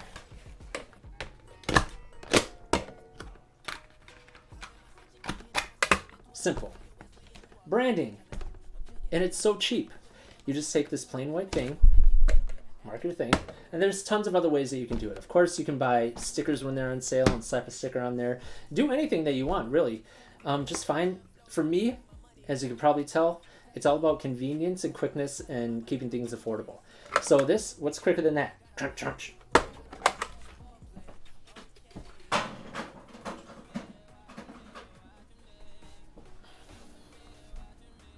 Okay, I'm gonna go over to Are there any questions? Are there any questions so far? I hope you guys are having a good time. I hope you're learning a lot. I'm having a lot of fun just kind of explaining my setup. Where did I make my stamp? You have a question? Shoot. I'm going to look in my email to check where I made my stamp. Oh, I know where I got this.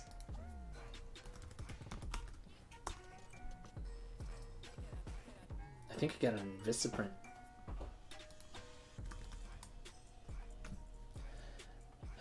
Your order is confirmed. Yeah, Vistaprint self-inking stamp for $18.74.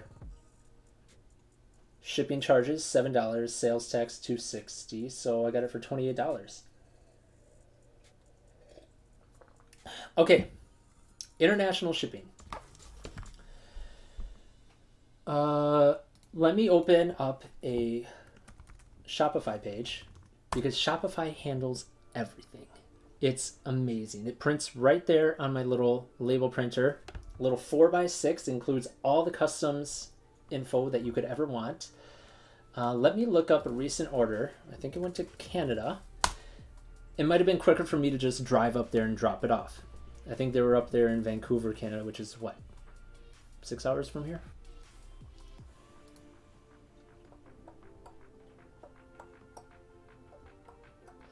I want to show something.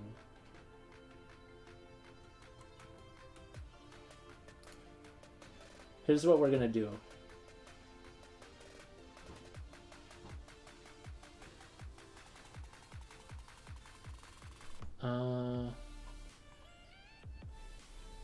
No, I can't really show that.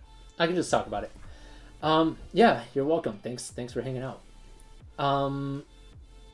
So let's say that I have a print. I can say that because I do.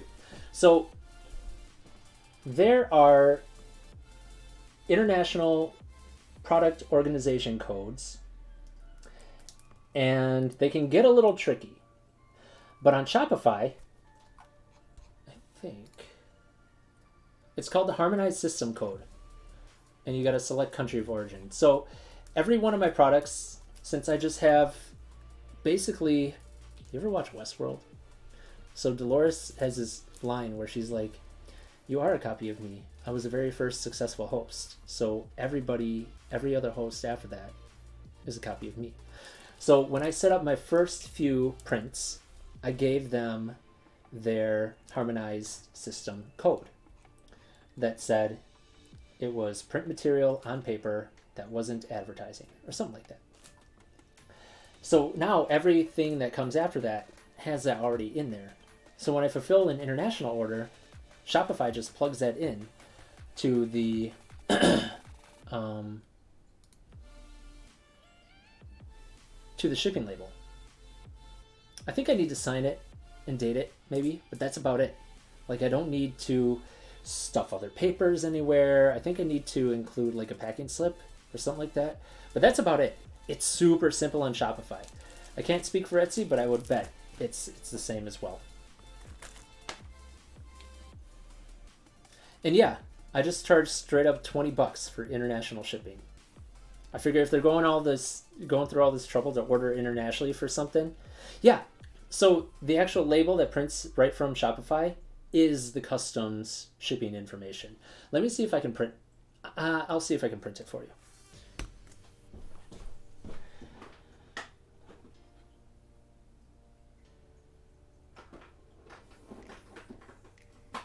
And this printer just connects with USB. My Epson is Wi-Fi. And the Canon Pixma Pro is even one step ahead of that. And I can just print straight from my iPad. Now that I do everything in Procreate, I can save as a PDF, and later I will be able to just print straight out of Procreate to my printer. That's when this printer starts to die.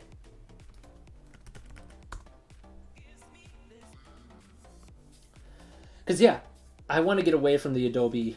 I want to get away from the Adobe environment. It's so freaking expensive.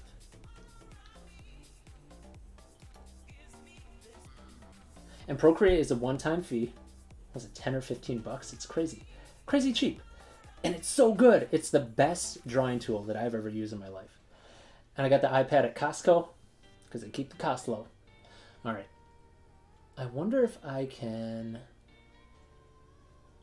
reprint my order right now so I can show you guys what the customs form looks like. Reprint label. Here.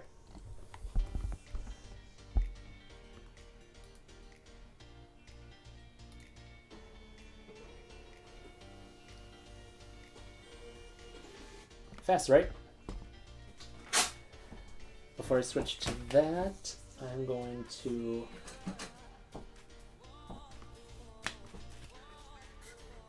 nope, that doesn't work.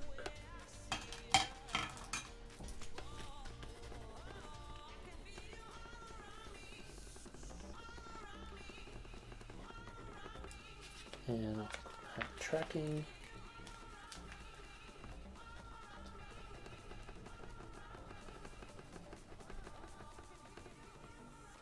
Oh, you know what? This one was not Canada. This one was California, but it was at a street called Canada. So, let me... Okay.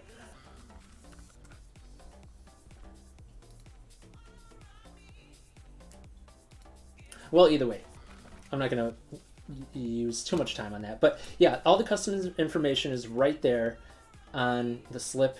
It's a one-button click from Shopify to printing up on the printer. Okay, I think that covered the questions. I'm going to get into... Yeah, I've been using Photoshop since I was a little kid. I'm 35 now. I've been using it since I was like 14, Photoshop and Illustrator and the whole Adobe thing. And of course, being a designer and in UX, that's what you use. But now I use exclusively Procreate, and then sometimes I use pen and paper. So let's talk a little bit about marketing. This one is tough. This one is tough because it's like there's a lot of free stuff that you can do as far as price. Let's see, do I have... Okay, I might as well just share this one. So since I started actively working on marketing and working on making my 2020 stay-at-home art dad plan a reality. So you can see here, let me see if I can make this a little bigger. Okay, I blocked off the actual figures, but I will say, so in March, so this is a year-over-year progress. So I'm not just making this stuff up. It's been working. I was worried when I was putting this out there. I was like, I don't want to come across as know-it-all, and I'm also not like a millionaire ready to retire or anything like that. So is it going to be helpful? Do I want to come? I don't know how it's going to come across. But year over year, it's working. So in March, that was my Emerald City Comic Con virtual experience, virtual booth experience. I got my little virtual reality goggles, and I would wander on the stream wearing them, make a little bit of a spectacle of it. I'm not at like wild, zany spectacle level of Twitch yet. Maybe I'll get there. But yeah, from last year, this is year to date. This is from January to today. My sales are up 990%, which is pretty good.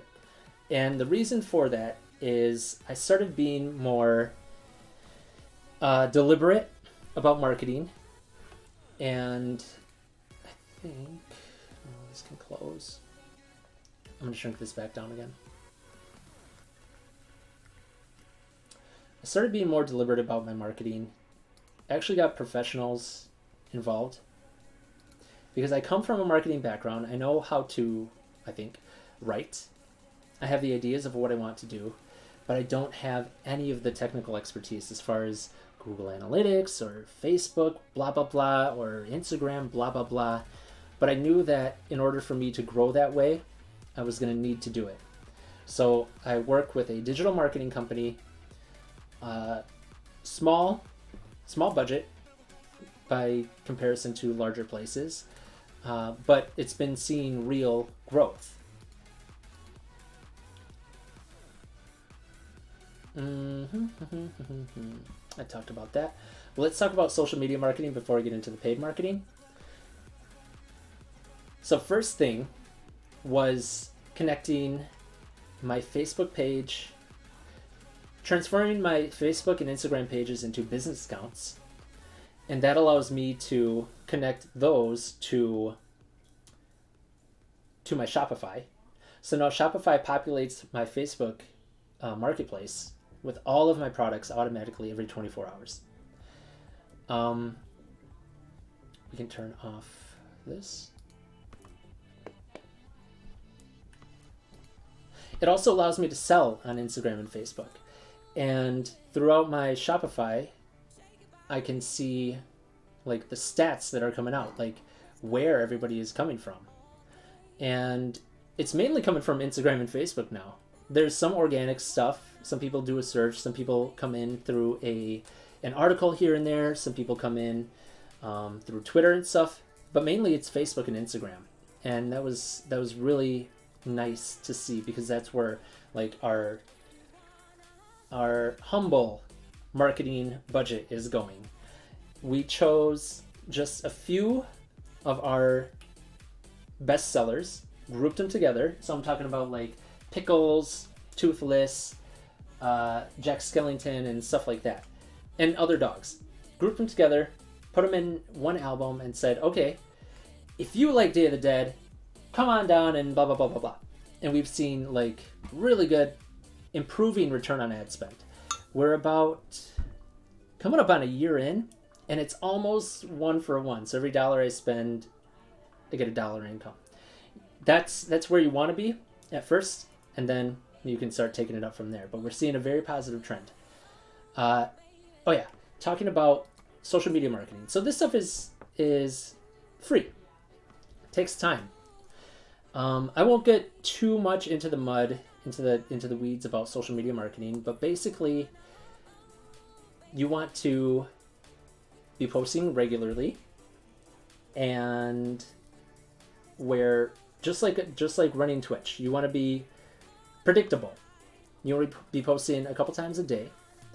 On Instagram, you can even post in the morning and at night, 8 a.m. and even 1 a.m. is a good time. I have a hashtag expert that I'll drop the link in below to kind of let you know which hashtags to use on Instagram, because there's an actual method to it that I started using, and I went from getting like 35 likes to 50 likes to now averaging probably 150 to 200 likes, which is nice. And we've seen that traffic being generated. Again, building my own SEO, going to the website, being directed right to my website instead of like an Etsy or a Linktree or Redbubble. It goes right there. Twitter, when you're posting on Twitter, you want to work on like 80% of the posts should be not about you. They should be talking about other artists. Depends on what genre you want to get into, what communities you want to get into. For me, I play a lot of video games, play a lot of Fortnite. So I'm watching a lot of Fortnite threads, I'm watching gaming threads, I'm watching a lot of Final Fantasy threads, all this kind of stuff that I already draw and I'm already into. I just get more into it. And I see more art out there that's about Final Fantasy VII Remake, and I'm reposting it and commenting. That's like 80% of my stuff. Also like gaming news and stuff like that, or art news. Tarantula sniping. That's right. I still watch that video from time to time. My editor, oh man, she did such a great job with it. I laughed so much. No scope! No scope! But when I caught that tarantula, that's exactly how I felt. Because I was running away for it for like 10 seconds. And then I was like, okay, I gotta stop running. Woo! Got him. Oh. I'm glad. Yeah, she did a fantastic job. And I was like, hey, I'm not a gamer. I went into my... Also, I want to tell you guys about this.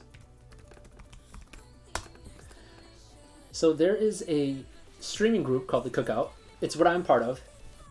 It is a place for people of color who are streamers. You can be art streamers, cooking streamers, gaming streamers, just chatting streamers, devs, all these kind of people. Having our own streaming community. And we're in the Discord. We're always talking. We're having... Actually, they're doing a 24-hour St. Jude fundraising stream right now. And they set a goal of $15,000 raised. They're at $13,000. I was there the first day, so I got a few donos coming in for the crew. So, yeah, if you want to check them out. And we also welcome more people to join us, I think, periodically, every month and a half or every couple months. So if you are a person of color and you are a streamer or aspiring streamer, give them a look and maybe check them out. Oh, yeah, sorry, Nikki. Or Nikita, I don't know what my Streamlabs does like or does not like. So Kaya, I would suggest following them on Twitter, and every now and then they post an application to go out. And this is all part of it too. This is all part of marketing. So find stuff that you are comfortable getting involved with. So obviously Twitch. Here's why I got started on Twitch. Oh, okay. Sorry. I think I put that in there, no symbols, because, you know, a lot of times people will do the ASCII art of just like the slashes and stuff like that and draw like a big wiener or something like that. Didn't want that, because I try to keep it like family friendly on this one. So here's one of the reasons why I got into streaming. We're talking about marketing, right? We're talking about marketing. I would see at conventions all these artists just like taking commissions and stuff like that, and it's a spectacle. Like, I like to go down to a fair or a public place and watch the caricature artists just drawing and going nuts. It's fun. It's fun watching all that. It's fun seeing behind the scenes and how things are made. So I was like, you know what? I'm already doing this anyways. At the time, I was drawing 3 new illustrations a week. I was like, I can do this on Twitch with the goal of it becoming a marketing channel as well. Actually, I was going to do a few things, and this is something I did want to talk about. Might as well talk about it now. How to keep producing more stuff, how to keep drawing more stuff. And for me, having the Twitch streams was a real good way of keeping me accountable to my own goals of drawing, getting better. And eventually get into some OCs and drawing books and stuff like that. So being on Twitch, it would make me... Well, I'm not at 1 million views yet, but we're getting there. It would make me sit down and actually concentrate on what I was doing. If I'm on Twitch, I'm not drawing a line and then checking my phone, coloring something and then checking my phone, getting up and going to get a snack. Nope. I'm just sitting there for 3 hours drawing and cranking out some good stuff. Of course, if you're not feeling it, you're not feeling it. So there are some where I would draw and then I would get to the end of it and I was like, you know what? I think I'm done. I think it's done, but I'm not really sure. And then my brain would get frustrated. But people in chat, oh, you draw faster when you live stream. Nervousness. Maybe it's that.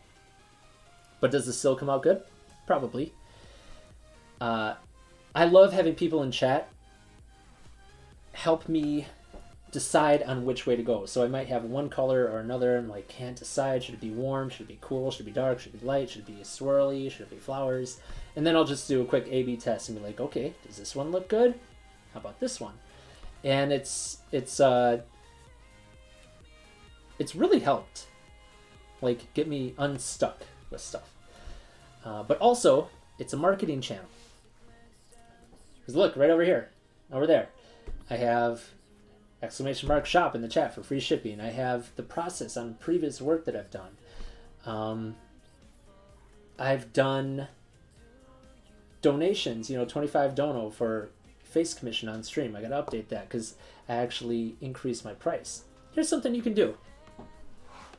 If you find people are not having a problem with your pricing, we're artists, we got bills to pay, increase your prices. So I started off with these face commissions, which is only the face, marked them at $25. And when I did that, I thought it was going to take me like 20 minutes, half hour to do, and that would come out to like $50 an hour, which is what somebody contracted tech might make at times. But they ended up taking me much longer. So I raised the price. They're now $40. That's fine. Know your value and market accordingly. If you are in Artist Alley, you probably already know your value. You probably know what prices you're comfortable setting. Mine are $8 for 5x7, $16 for 8x10s, and $25 for 13x19 posters, plus the discounts, so that's the way I use Twitch. Obviously, seeing other artists, seeing what they're doing, participating.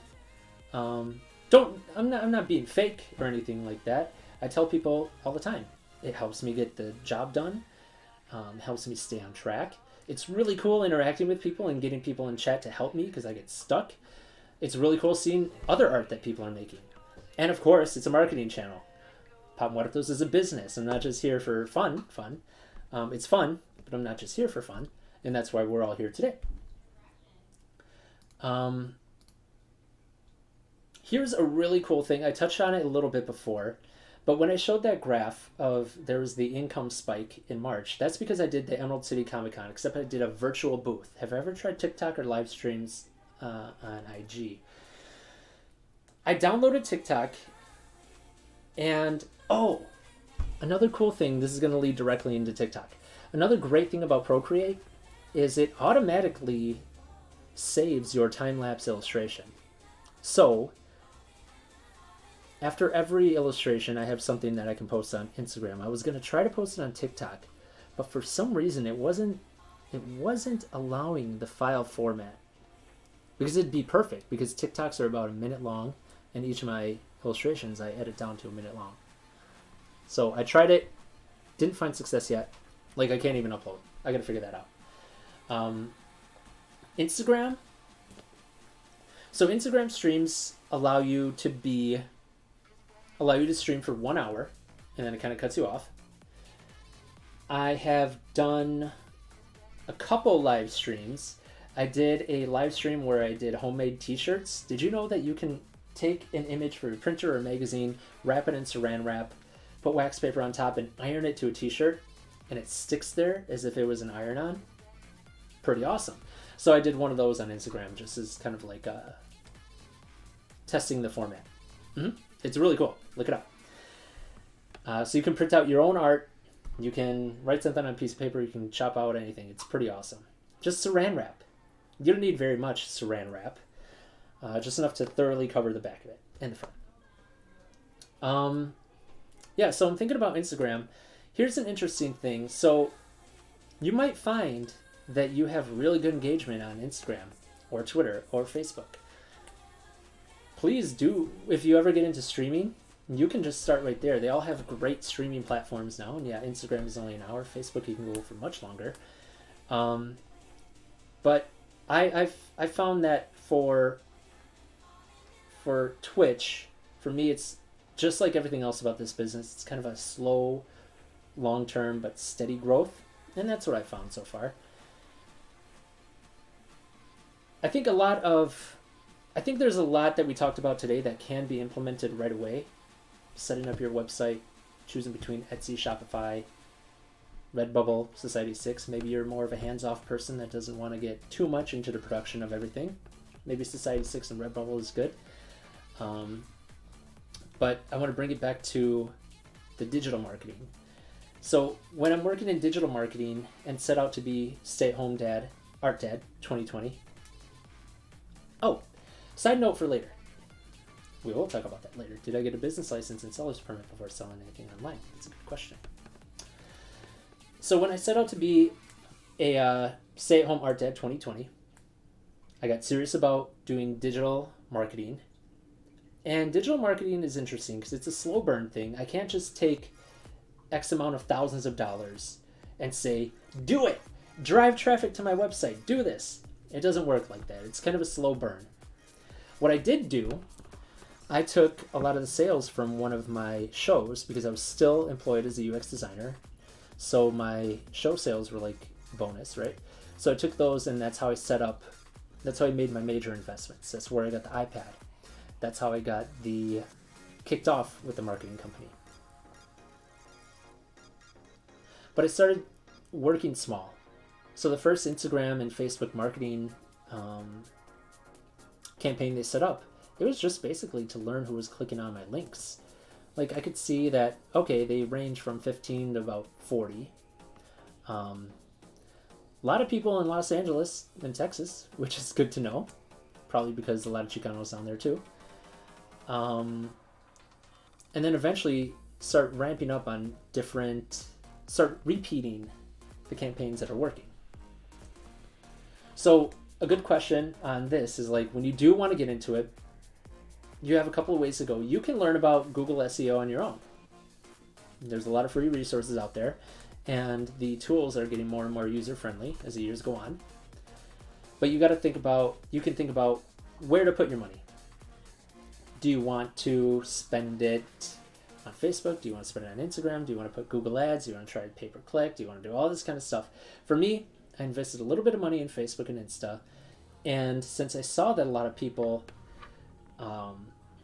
were purchasing from California, I said, okay, let's focus on LA. LA is huge, right? California is huge. Texas, let's focus on Austin and San Antonio. Do I got a Selena one? Maybe I focus it on Corpus Christi. Other digital marketing things that I do see a lot of value from, and this is very simple. Email marketing, it's just classic. When I was at shows, and this is something that if you're not doing this already, I saw one of my friends do it, Joseph Zoe, have just an email sign up. So I print up a little email sign up. I said, hey, if you want to learn more about like the art and you want to see the latest stuff coming out, just sign up for the email list. It's classic. And it's still there. It's still very powerful. Whenever I send out a new email, even though admittedly, I don't do it as regularly as I should, but maybe now I can. Like we launched our corgi sweaters through email. We sold about 4 or 5 of them right off the bat. And at $50 a pop, that's really nice. It covered the expenses that I had to get them produced and shipped out here. Okay, so let me show you.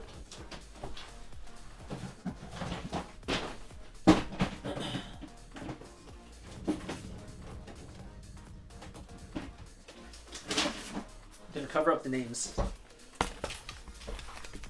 But basically, here's my email list. This is just a clipboard, a pen, and a paper that says, Pop, what are those? Updates for deals, live art showtimes, and convention schedule. It says your name, your email, and what I should draw next. So I'll say something like, yeah, and I'm doing 3 new illustrations live on Twitch. And if you want to leave a suggestion, if I'm feeling it, I'll draw it. So just leave your name and email, and you'll also get like updates on shows and all this kind of stuff right here.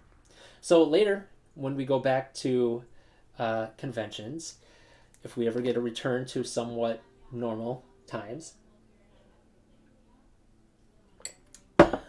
this is a good way to get people to sign up for your email list. And then you can just blast them out with whatever you want. And it's a really passive way. Sometimes they'll like your stuff, but they don't really want to talk to you too much. They'll just sign it by themselves. And they'll be like, oh, you know what? I never saw, like, who do we have? Corpse Bride, Buffy the Vampire Slayer, Muppets, another Corpse Bride, Final Fantasy 9 characters, like Zane. Yeah, stuff like that. It's really simple. And also on my website, I have an email sign up. It's kind of an in-your-face one. It's like after you've been there for 3 seconds, it's like, hey, do you want to sign up for this, this, and this? And you can get free shipping today. It's a classic. It's a classic way to do marketing, and I personally need to be more regimented with it, be more regular with it, like maybe monthly now that I'm 2020 stay-at-home art dad. But ultimately, as far as marketing goes, it's just a sum of all the efforts. It's a sum of all the efforts. So because I've been doing this regularly, because I've been posting now morning and night on Instagram and focusing on hashtags. Oh, by the way, the name,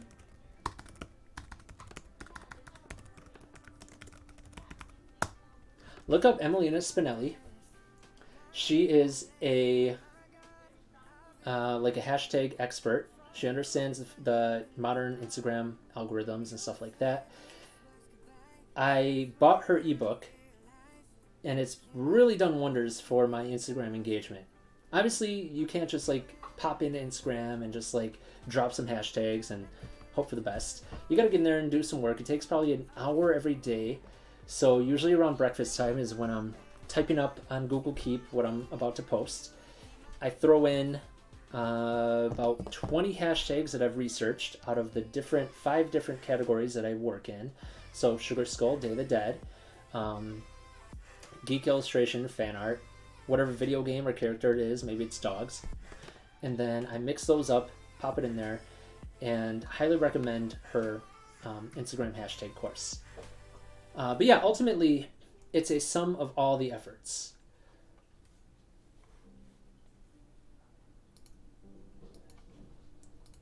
Let's see. I'm gonna drop some links right now. Actually, I can just drop one. If you want to learn all about the different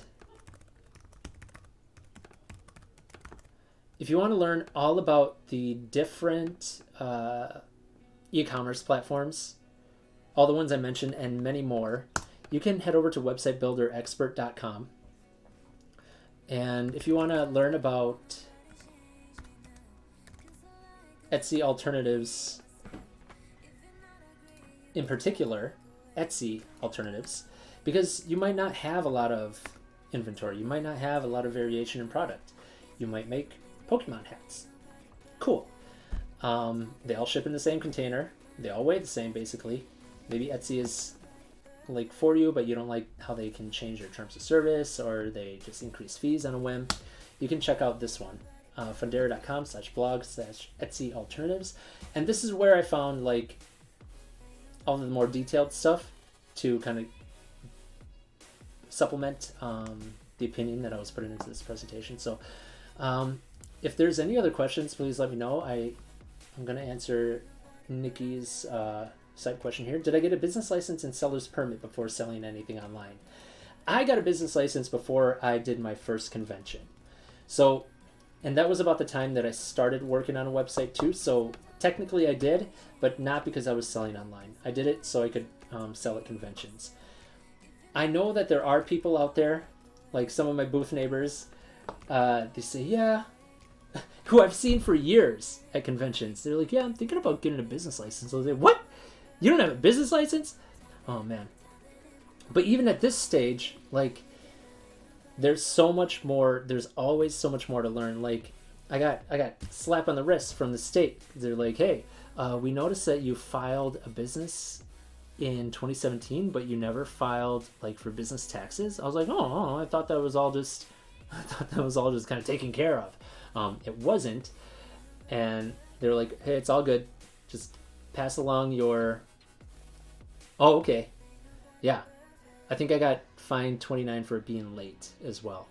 But all I had to do, both for the 2018 year and 2019 year, was send them my totals and my tax return.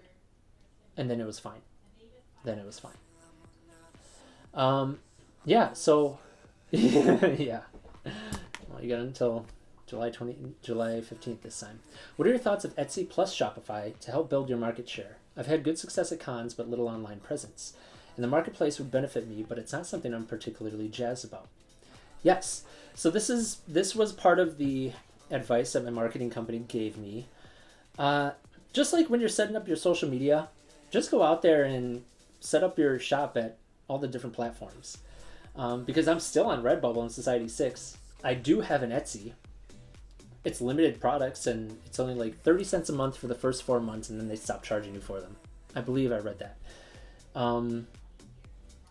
But it's really cool because if people do find your product on Etsy, you can have your website information right there, direct them to your Shopify's. Be like, oh, and if you want to see a lot more, you can go check out Shopify. And also, whatever purchase they make on Etsy, now you know that you can add some inserts and stuff like that and be like, hey, if you want to check out the wider thing, go visit blah, blah, blah. And here, come back to the actual website first, and you can get this discount. So yeah, it's any and all. There's a smart way that you can use it. Do you find it helpful to plan your social media posts like a week in advance, or you just post day by day? How far in advance do you plan your posting?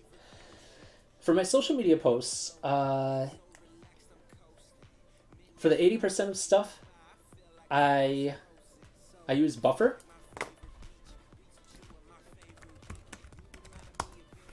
So I use Buffer. Buffer is really simple. I can do it on my phone.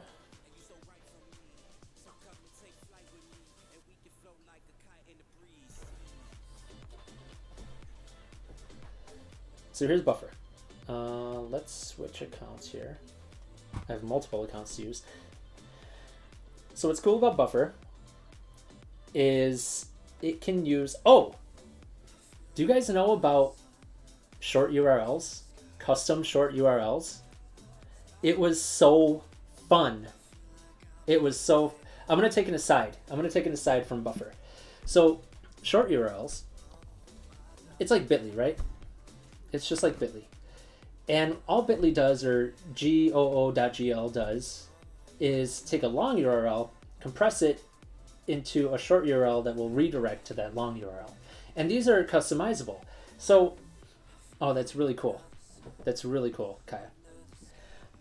There's an app called Preview that I use for Instagram posts too. That's really cool. So, this is a good branding thing. I might have mentioned that I worked on a marketing team for a software company back in Milwaukee. So this is just good branding. If you have a tiny URL, a custom one, so mine is popmuerda.2. So it looks like this, which is pretty cool. And then it would be / whatever, right?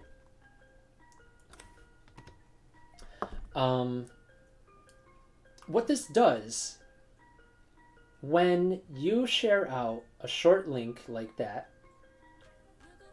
your audience will start seeing, oh, that's popmuerda.2. That means that, well, for me personally, I only use it when it's my own product, when it's my own update, when it's my own content. So they can start associating that short URL with the brand and know that what's on the other side of that link is going to be cool. It's going to be art. It's going to be your art. So whatever one you pick, it's so fun trying to make these too. So you can find you can just Google like custom short URL, whatever generator, and type in whatever business name you want. So Whimsy Kaya Arts. Maybe there's like whimsyk.ya. I don't know. That would be awesome. Oh no, that link's not real. That link's not real. So it would be. Let me try something.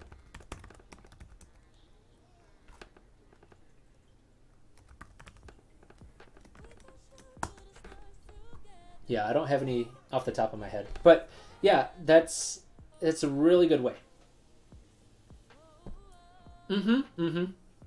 Yeah, as your audience kind of gets used to your tiny URL, your custom URL, they'll start like being happy about clicking it, and it'll increase your click-through rates on social media. So back to Buffer.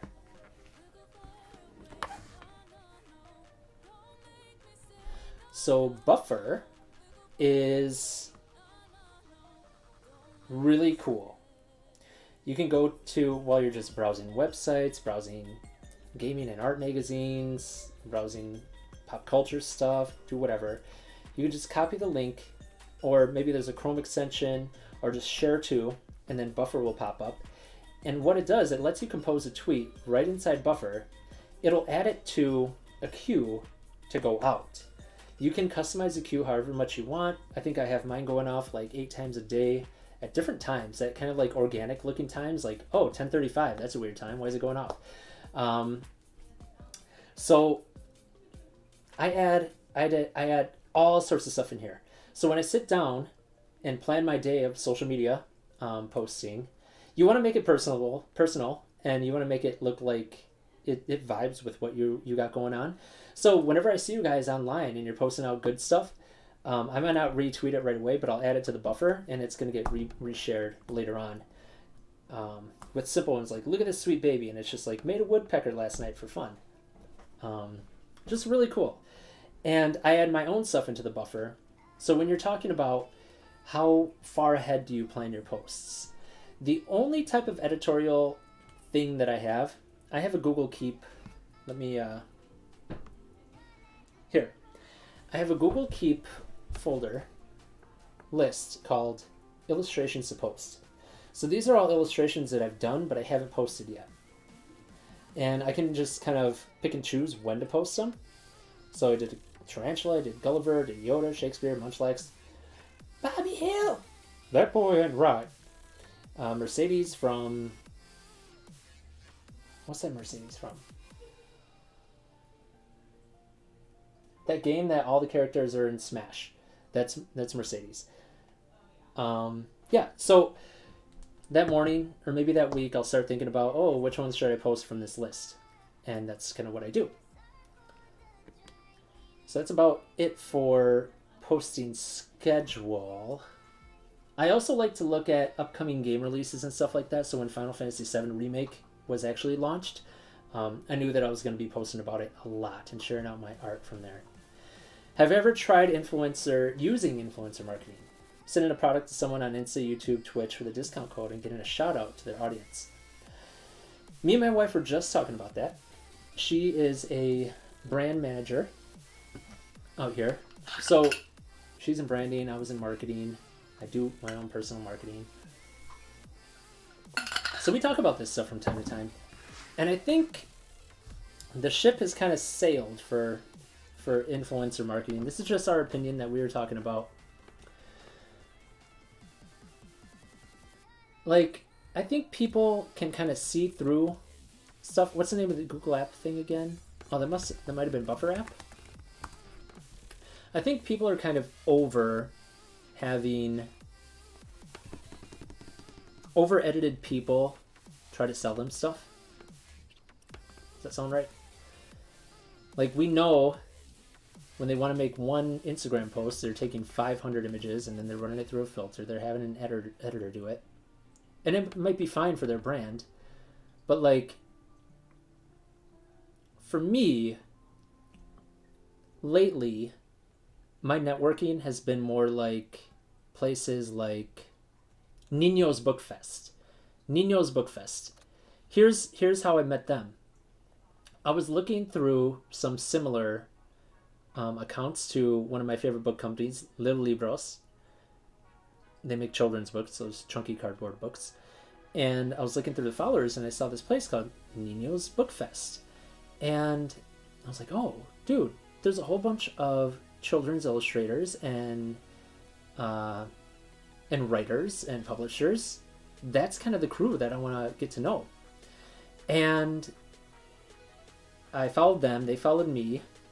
I started commenting on their stuff. I started like commenting on their stories. I'm like, oh my God, I need to buy this book because now I got a little baby, you know?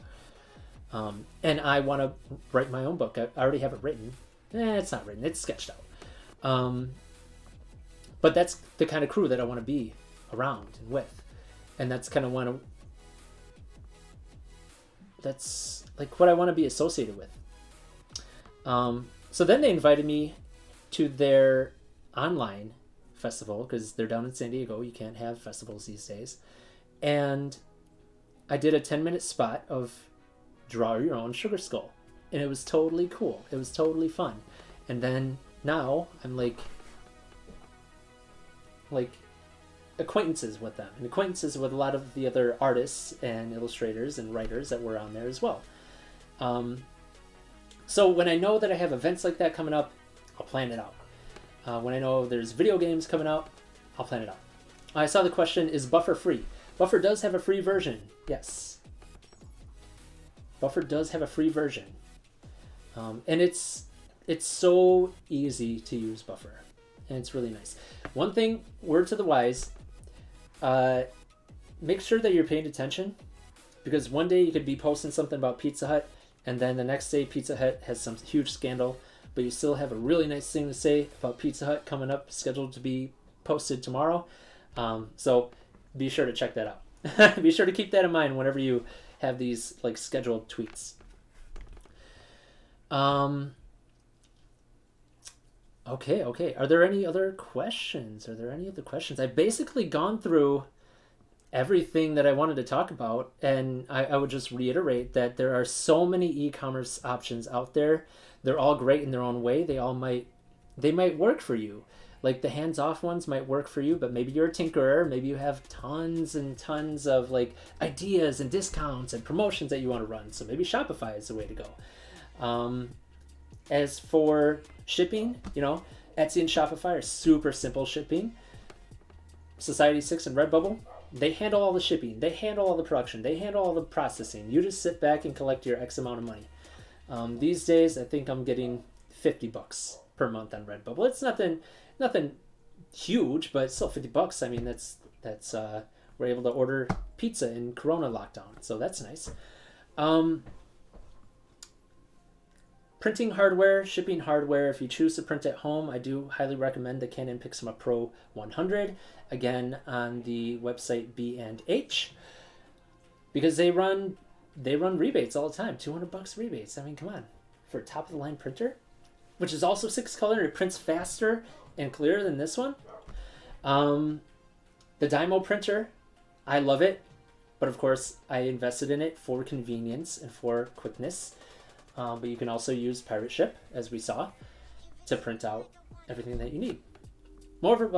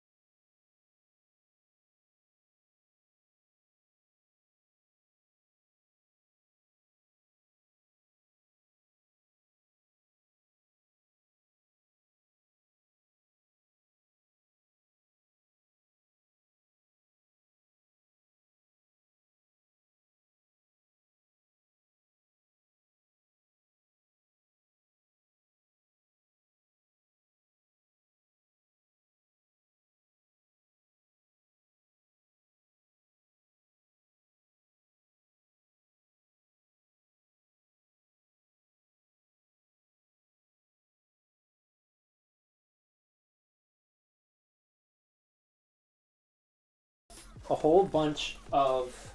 I'm just going to set this back here again. This came with a bunch of backgrounds, so you can see the color variations here. And my wife actually just used one of these backgrounds because she needed to reshoot something for a product of hers at work. And I was like, oh, we got a solid white background right here. But yeah, I don't use this that often because I don't have too many items that need to be photographed like that. But yeah, it was reasonably priced from what I remember.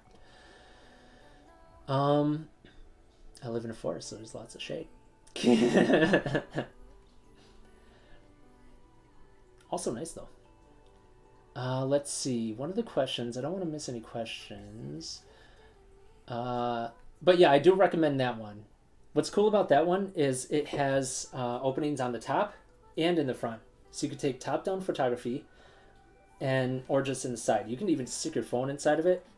I use this one right here sometimes, the A600, A6000. More of a personal question. Your brand is so refined and specific at this point. Do you think you'll ever get sick of it? Or do you ever want to pursue anything in a different creative direction? That's a good question. So I do other type of art. I do other type of art on stream as well. Whether it's painting, sometimes I gotta paint. Not gotta, but I do. To get into craft shows, I need to have handmade stuff. So I make little miniature paintings, or we do coasters and all sorts of other stuff. Lately, I've been getting into these blind draws where I close my eyes and I just draw on the iPad, and whatever outlines I have there is what I need to finish out the rest of the illustration with my eyes open. Will I ever get sick of it? Maybe. But the way that I'm growing the brand right now is I've started to do, in addition to fan art, and I think a lot of Artist Alley artists are like this. So they'll start out with fan art, they'll get into that groove, they'll get into the channel, get into the fandoms, acquire fans of their own, and start making their own like original OCs. You guys, I know Andrea, Whimsy, Kaya, you guys are all about that already. I'm ramping up. But yeah, for me, it's more about where is the project growing? How is it evolving over the years? Because it's different. It's different than what it was even a year ago. And now we're getting into the children's books. I have a 3D printer coming in. That was another big investment. I hope it arrives. It was on Kickstarter. But going to be putting out little figurines. We're going to do the papeles. I forget what they're called, but they're like the Mexican cutout tissue paper, but we're going to be doing it with my designs. So that's going to be really cool. I think it's going to be really fun for people's parties. So as far as getting sick of it, not anytime soon, but there might come a time, you know? Is there something you wish you didn't do when you first started off, like business decisions, purchases, etc.? Me and my wife, we are very much researchers and planners, so there's not too much that I regret right off the bat. Like I said, Geek GirlCon was the very first convention that we went to, and I didn't know anything about my printer. I knew that it used paper and it used ink, so I bought a lot of paper and I bought a lot of ink. Basically walked away with no profits from that thing, even though I sold a lot and I did well for my very first time out. After that, that's when I put in the continuous ink system and tricked that thing out like whoa. So it was a lesson. I don't regret little lessons that I learned along the way. The biggest lesson I would say to anyone is, imagine a year from now, what are you going to look back on and say, oh shoot, I wish I started that a year ago? So like, I hope there's some stuff in here that you're able to take away and be like, oh, I'm starting that right today. Purchases, any purchases that I regret? Not really, because it just kind of like grows. I went from drawing on a bamboo to drawing on the Cintiq HD. Sold the Cintiq HD, bought the iPad. Best move I've ever made. Catching up. Ooh, I still got a little tea. Papel picado. Yes, I am still making the Paleta storybook. I haven't worked on it in a while, but it's all sketched out. It's written. It's gonna be fun, and it's gonna be bilingual. So it's gonna have the whole premise is that Sandia, the Paleta, wakes up and it's a gorgeous morning outside, sun shining, and she's like, oh, I wonder what we're gonna do with all my friends today. And then thought bubble, maybe I can finally beat Mango at a race. Maybe I can start a band with Fresa and Coco. Maybe we can all go swimming and all this stuff. And it's gonna be English and Spanish, and then at the very end, throughout the book, you can see the sun kind of going down. It's getting a little darker. And then, poof, thought bubble pops and the moon is out. And she's like, oh, well, maybe we'll try again tomorrow. Something like My regrets are not starting or jumping onto something too soon. Here we go. This, thank you for bringing that up. This has been one of the biggest life lessons I've ever learned. Back in 2013 or so, I was in a different Twitter space. It was all marketing and advertising and branding and all this kind of stuff. And a lot of us, I was living in Milwaukee, and a lot of us three of us got together, and we came up with this term, drink Wisconsinably. Like drink responsibly, but drink Wisconsinably. We were living in Milwaukee. Actually, they're not drinking very Wisconsinably right now, are they? Open up. And I came up with a logo for it. We set up a website, and I was like, okay, we need to get this on t-shirts, we need to get it on stickers, we need to get it on bumper stickers right now, this very week, because this is hot. In the very first day that we opened up a Facebook page for it, it got 500 people, 500 likes. That was crazy. I was like, we got to monetize, we got to do this. They're like, no, we don't really know what it is yet, and all this kind of stuff. A week later, a company comes out called Drink Wisconsinably. Actual company. Start selling merch. Now they have shops in the airports, they have shops in all the stadiums, they have their own downtown bar right next to the stadiums. Drink Wisconsinably. And that was my idea.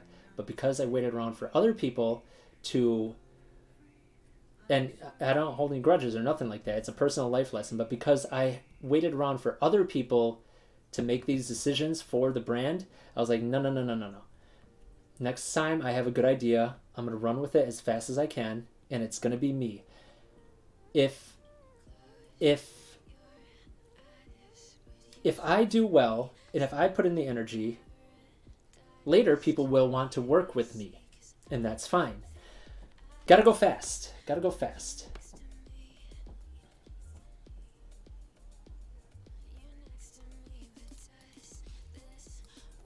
So, yeah, I do regret. I don't regret it. It was a lesson learned, and ultimately no skin off my back. But holy crap, that brand could have exploded for us. Since then, I don't wait around. If I have an idea, I'm going to do it, because I believe that ideas are floating around in the zeitgeist, and someone's going to do them. Might as well be me. I'm not going to be the only one in the world who comes up with an idea to do Sugar Skull. There's other artists out there. But I am the only one who's going to draw them like this, because I'm the only one that it's coming through my brain, into my hand, and all that kind of stuff.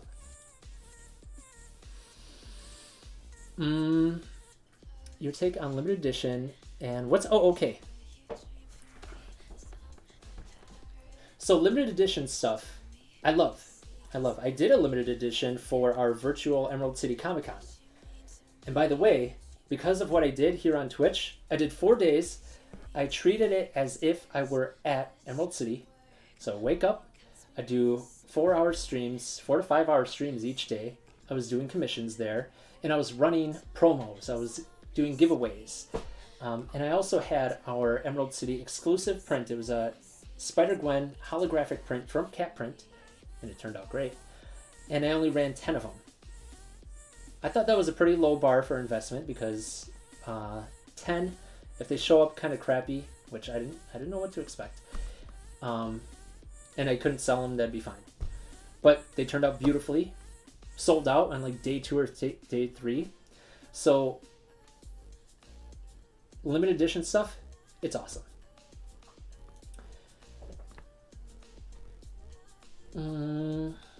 I did too much research and jumped the gun on making an LLC, sole proprietorship, but would have gotten the job done without so many fees and tax complications, LOL. Yeah. I got that stuff out of the way.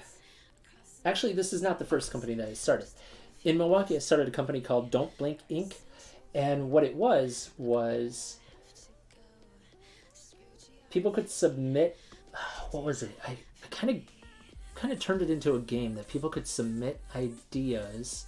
They could vote on each other's ideas, and the very first whatever I designed, the very first print was going to be like a penny. Like you could pay a penny and get a really good print. My illustration skills weren't as good back then, but I thought it was a pretty good idea. And as time went on, the price would go up. So that's why it's called Don't Blink Ink. And it was a really cool idea. I still like the idea. But ultimately, it was an exercise in forming a business and going through the motions of forming an LLC. Yeah, dealing with like paperwork and stuff like that, filing with the state, filing with the city. Yeah. So that one, did it need to be a company? I don't know. But it was a learning. It was a learning opportunity for sure. Any advice on trademarking your business name? I've been wanting to do that, but the form is a bit difficult. No, I don't know. I don't know if I have that technically trademarked. Like, I didn't file it with any trademark office. But just like Drink Responsibly, right? Ultimately, you can argue, look, I have all the proof, I have all the evidence that I started this at X amount of date, X date. They're clearly violating that. Because technically, once you bring something into the physical world, it's copyrighted, right? Of course, trademarking things and filing the copyright and filing all this stuff, that makes it super official and super strong, but you can still make a case. Like, technically, if I wanted to make a case against Drink Responsibly, I probably should be talking about their company name so much. I could. Would I win? I don't know, but I think there's evidence there. So just like if another company started with Pop Muertos, I would have very good grounds on fighting back. Internationally, they can do whatever they want, though. So that's kind of crazy. All right.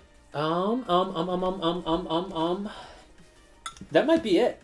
That might be all I have for you guys today. I hope this was useful. Are there any lingering questions, or you guys feeling a little fired up and ready to take it on? Ready to take on the world of digital commerce?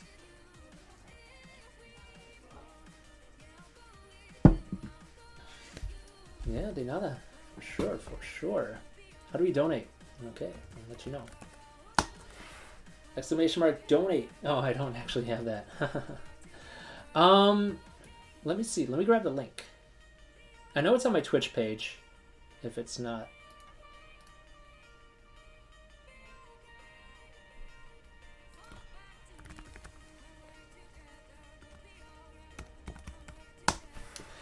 And yeah, you guys, international copyright. If you did enjoy the program, and if you want to support it, you can just hit that follow button. Thank you so much, Runax, for that follow. You might also have a free Twitch Prime sub that you don't even know you have. If you have Amazon Prime in your household, you've got a free Twitch Prime sub that you can use once a month. You don't got to use it on me. But if you do plan on sticking around on Twitch, use it on a streamer that you like. I'm going to grab our donate thing since it was asked. You definitely don't need to donate. I really wanted to do this to help everyone out. I've learned so much from those Artist Alley groups.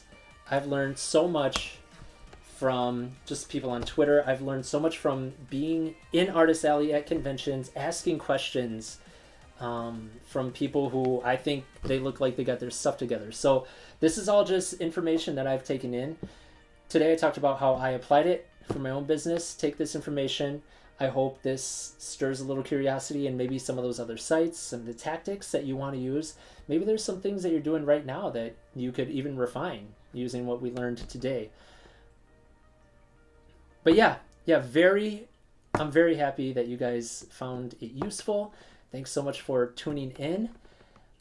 Actually, I'm going to send you over, if you guys are just like chilling on a Saturday night looking for something to do, I'm going to send you over to, oh boy, there's something funny going on over at the Cookout. They're doing their St. Jude 24-hour stream.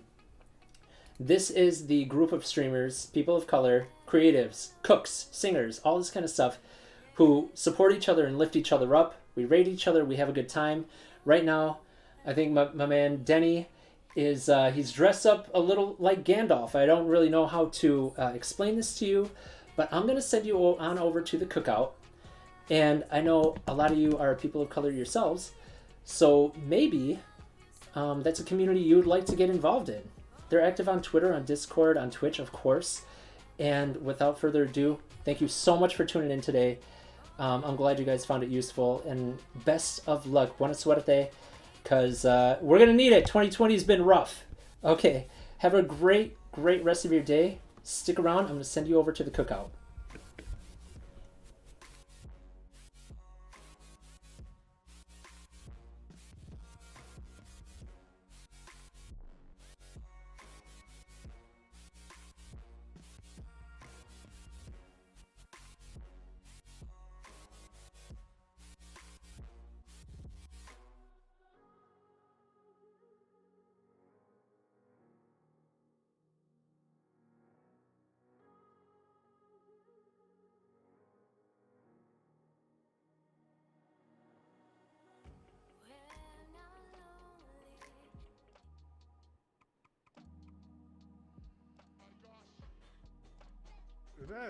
What is that sound? I hear a raid.